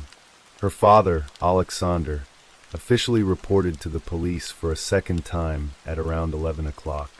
By early afternoon, at 12 minutes past noon, Zorica posted a desperate appeal for help on Facebook, her message spreading rapidly through social media as friends, neighbors, and strangers shared her plea.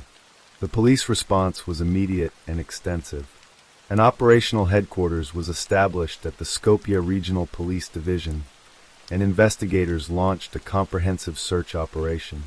Several hundred police officers were assigned to the case, working around the clock in shifts that continued 24 hours a day. They collected footage from more than 50 closed-circuit television cameras along Vanya's route to school, hoping to capture some image of her disappearance. But frustratingly, none of the cameras had recorded her. Officers confiscated digital devices and vehicles, conducted interviews with dozens of people, and carried out door-to-door searches throughout the Skopje, Veles, and Štip regions. They searched the Vardar River, combed through basements of various residences, and investigated monasteries. As the hours turned into days, the search expanded beyond North Macedonia's borders. Police issued alerts throughout the country and added Vanya's information to the Ministry of Internal Affairs website. They filed an Interpol Yellow Notice, an international alert used when authorities suspect a missing person may have been taken across national borders. Border officials were placed on high alert, instructed to watch for any sign of the missing teenager. The day after Vanya's disappearance, her friends took to the streets of Debar Maalo, putting up posters with her photograph, their young faces etched with worry and hope. What investigators did not yet know was that Vanya's kidnapping was connected to another crime that had occurred 5 days earlier. On November 22, 2023, at around 9 o'clock in the morning, Panch Zeshovsky, a 74-year-old barber from Veles, had been abducted from his home. Panch was known in his community as a nice and respected man, someone who would offer rides to strangers in need. That morning, 3 men, Bor Videvsky, Velibor Manov, and Vlatko Keshishev, entered his home with the goal of stealing his white Citroen. They physically overpowered the elderly man, tied him up, and forced him into the trunk of his own car. The kidnappers drove Panch to an area called Rudnik on the outskirts of Veles, where they executed him with a 9mm pistol on the same day.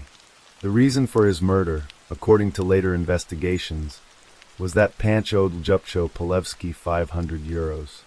His family reported him missing on November 24th, after noticing that his front door was locked from the outside, the heater was still running, and his identification and bank card were missing. The white Citroen that had carried Panch to his death would, days later, become the vehicle used to kidnap Vanya Georgievska. On December 3, 2023, 7 days after Vanya's disappearance and 11 days after Panch vanished, both bodies were discovered. Vanya's remains were found near the village of Brazda, in the shallow grave where her killers had buried her. Panch's body was located in a wooded area near Veles.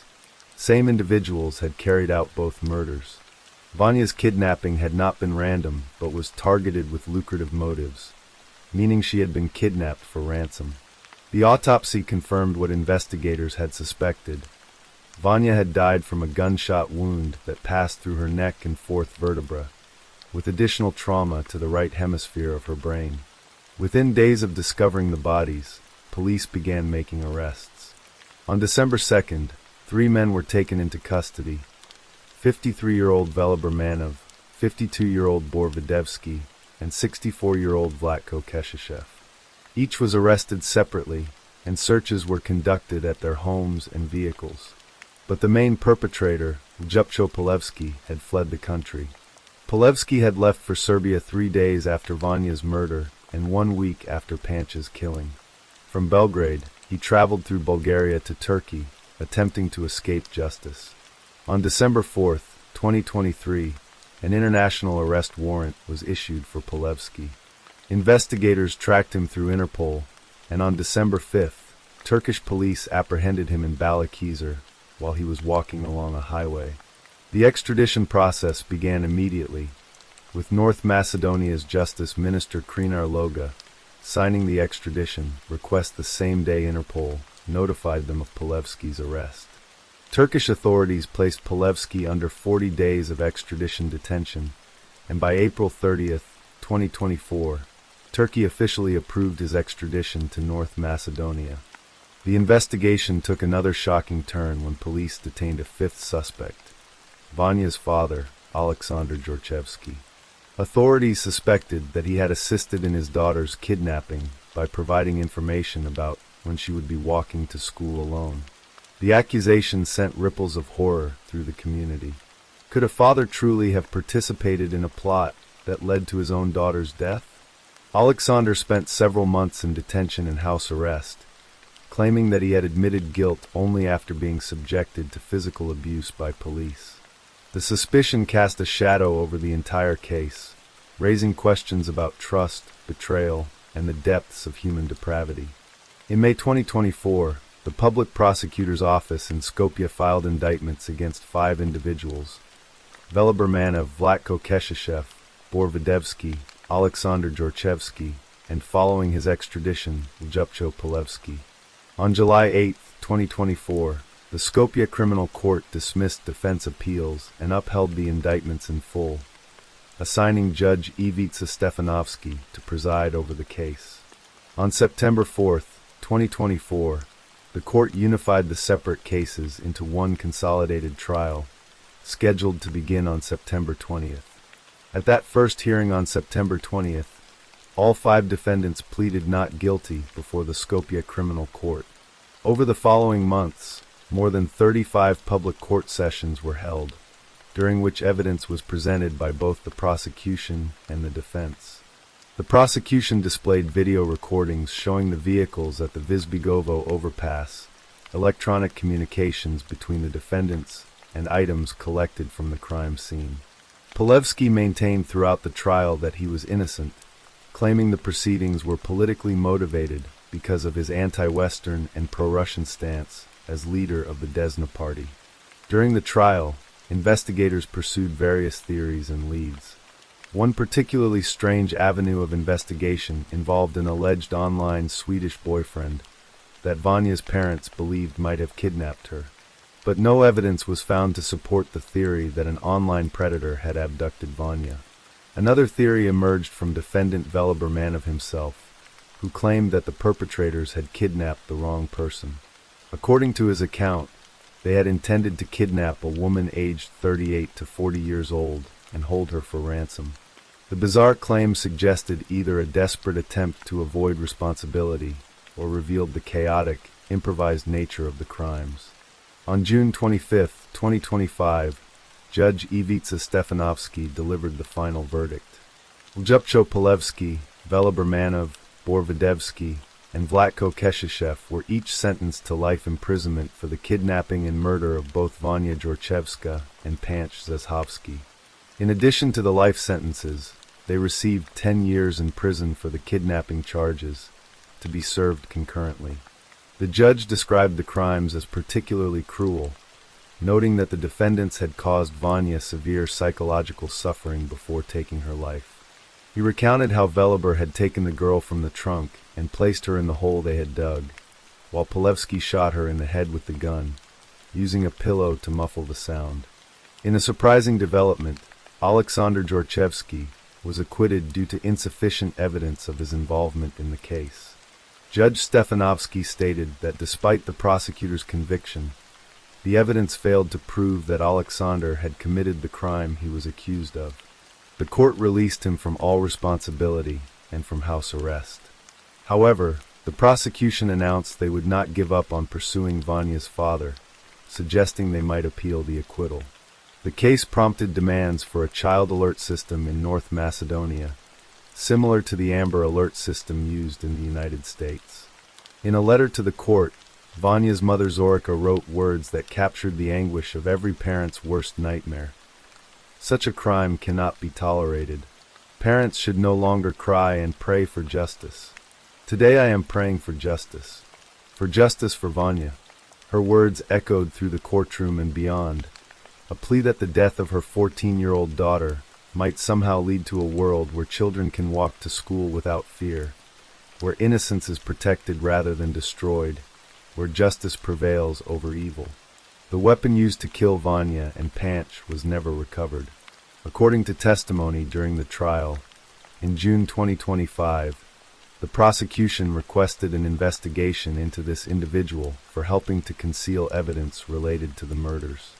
The missing weapon remained a haunting symbol of the crime's enduring mysteries, a reminder that some questions would never be fully answered.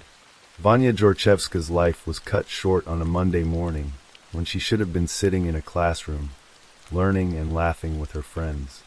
Instead, she became a victim of greed, panic, and violence orchestrated by men who placed their own interests above the value of a child's life. Her story is one of profound loss, but also of a community's determination to seek justice, to remember her name, and to ensure that her death was not in vain.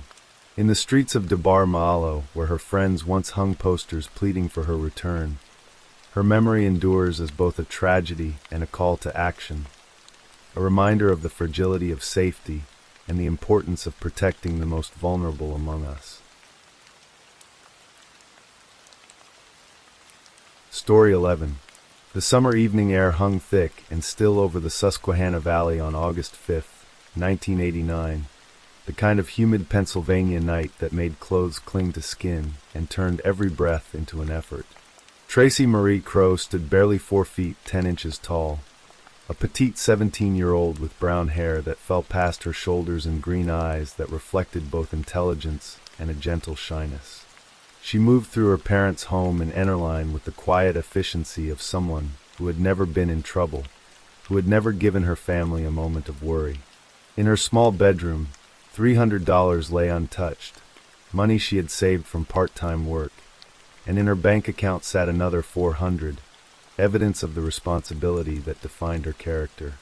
That evening, as the sun began its descent toward the horizon, Tracy dressed in a light blue and white floral print shirt and matching shorts, slipping her feet into white sneakers that had carried her through countless school hallways and weekend errands.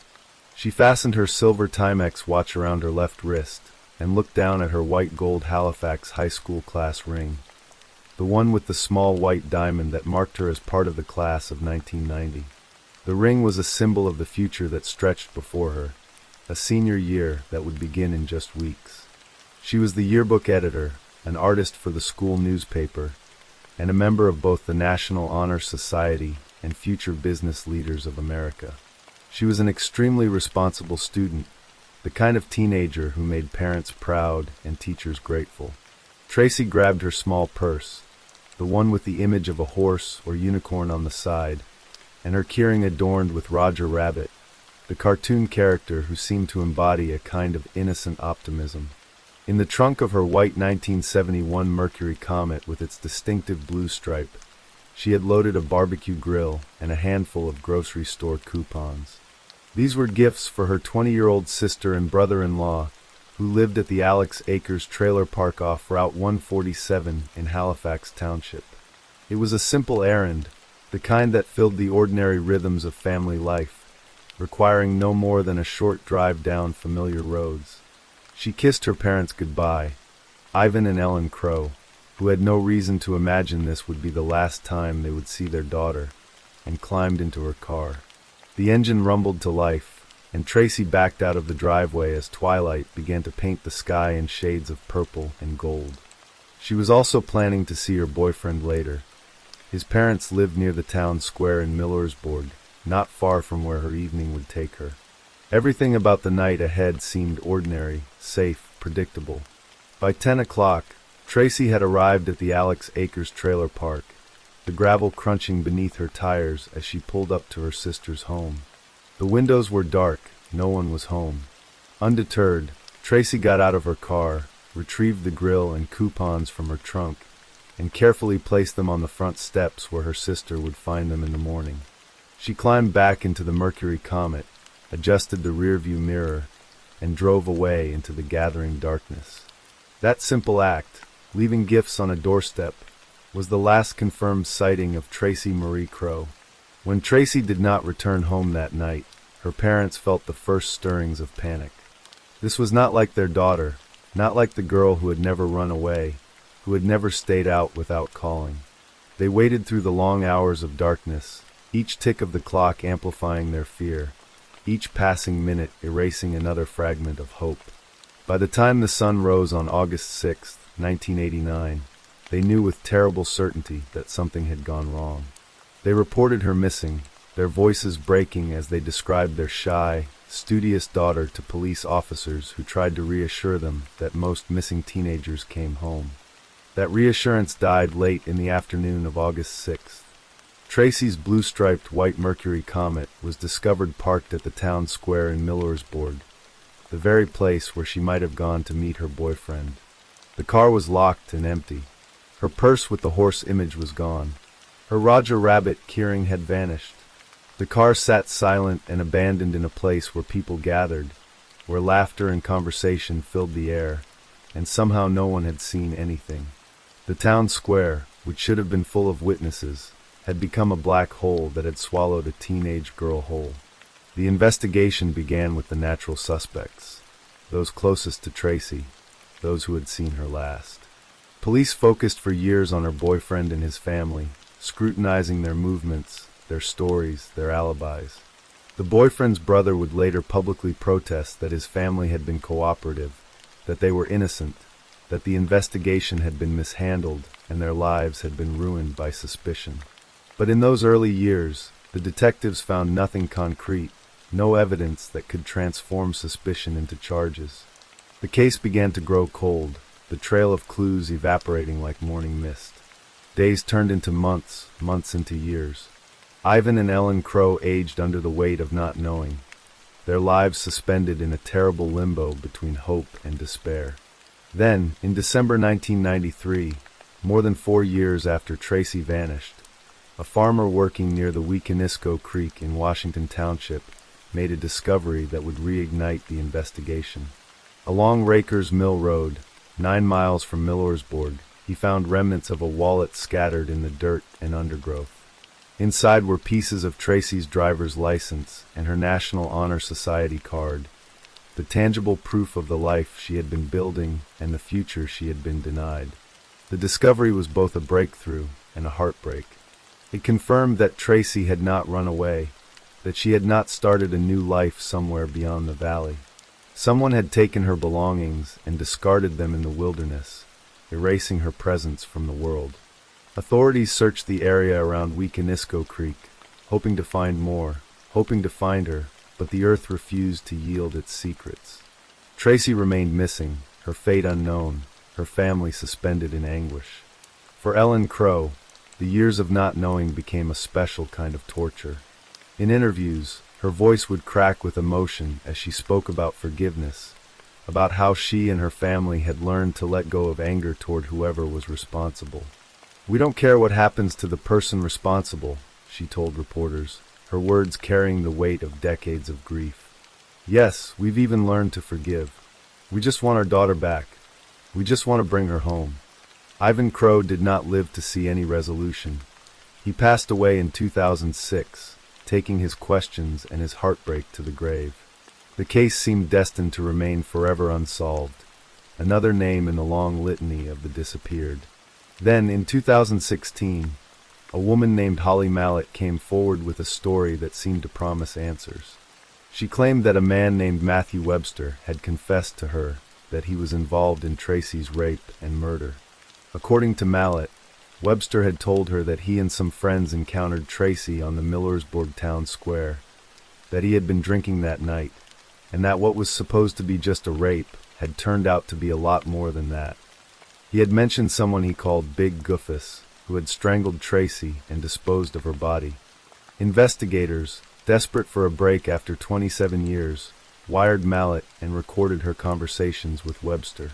But what they captured was not a clear confession, but a murky web of contradictions and manipulation. When both Webster and Mallett were called to testify before a grand jury in 2018, their stories unraveled completely. Webster denied ever speaking to Mallett about the case, a lie that was contradicted by the wiretap recordings. Mallett claimed she could not remember what she had told police, despite recordings proving otherwise. Both were charged with perjury, lying under oath, but neither was charged with Tracy's murder. Webster pleaded no contest and was released. Mallett was convicted and sentenced to 6 to 23 months in prison. The lead that had promised so much collapsed into nothing, leaving investigators back where they had started. But as the Webster angle disintegrated, a far more disturbing truth began to emerge, one that had been hidden in plain sight for decades. In 2019, DNA testing revealed a shocking secret. Mark Eugene Warfel, a local man known to the family, was the biological father of Tracy's younger sister. This revelation shattered everything the family thought they knew. It meant that Warfel had been intimate with Ellen Crow, Tracy's mother, at some point in the past. It suggested a connection between Warfel and the Crow household that was far deeper and more troubling than anyone had imagined. Suddenly, Mark Warfel became the focus of intense scrutiny. He was not a stranger who had randomly encountered Tracy on the town square. He was someone who knew the family, who had access to their lives, who understood their routines. His criminal history revealed at least 4 prior burglary convictions in Fulton County, a pattern of law-breaking that painted him as someone capable of violence. In 2019, Pennsylvania State Police descended on Warfel's property at 100 Mountain House Road in Halifax with excavators and cadaver dogs. They believed Tracy's remains were buried there, hidden beneath the soil for 3 decades. Kyle Wilson, a neighbor who lived near the property, watched in stunned silence as the machinery tore into the earth. "I'm surprised. I don't know what else there is to dig up," he said, bewildered by the scope of the operation. The police worked methodically, their determination evident in every pass of the excavator, every sweep of the cadaver dogs. But despite their efforts, Tracy's remains were not found. In 2022, they returned again, this time with even more resources. Then, in 2023, the investigation took a dramatic turn. State police, with permission from Warfel's family, began methodically destroying the buildings on his property. They tore down structures, ripped apart walls, and dug beneath foundations, determined to find any trace of the girl who had vanished so long ago. Neighbors watched as the property was systematically dismantled, the destruction a physical manifestation of the desperation to find answers. Kyle Wilson, witnessing the scene, could only think of Tracy's family. "I can't imagine what it would be like for them, honestly," he said. "They want closure, right? So hopefully they can get it." By this time, Mark Warfel was 90 years old and suffering from vascular dementia. He was in prison on unrelated burglary charges and had been deemed incompetent to stand trial. Additional charges had been filed against him, including indecent assault, painting a picture of a man whose capacity for harm extended across decades.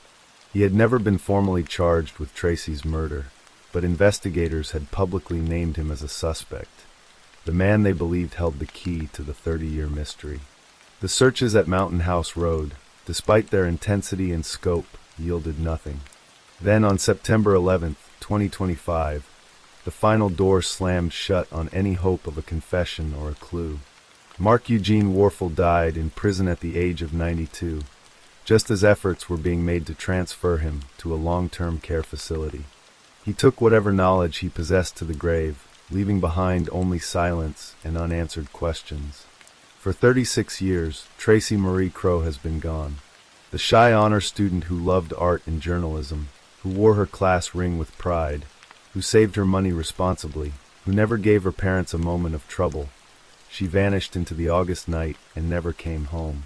Her mother, Ellen, continues to live with the unbearable weight of not knowing, of having a daughter whose fate remains a mystery. The town square in Millersburg still stands, a place of community gathering where laughter still echoes, but for those who remember, it is haunted by the ghost of a girl who disappeared there. The case remains open, classified as both a missing persons case and a homicide investigation. Authorities continue to treat it seriously, hoping that new technology or a new witness might one day succeed where excavators and cadaver dogs failed. But as the years continue to pass, the likelihood of finding Tracy diminishes, and the community of Halifax Township is left with what one local called an open wound that refuses to heal. The barbecue grill and grocery coupons that Tracy left on her sister's doorstep were found the next morning, untouched, a poignant reminder of the ordinary errand that became the last known act of her life. Somewhere beneath the Pennsylvania soil, or perhaps scattered in a place yet undiscovered, lie the remains of Tracy Marie Crowe, the girl who should have graduated in 1990, who should have grown old, who should have lived. Instead, she remains 17 forever, frozen in time on an August night when the summer air hung thick and humid, and a shy honor student drove away from a trailer park and disappeared into the darkness, leaving behind only questions that may never be answered.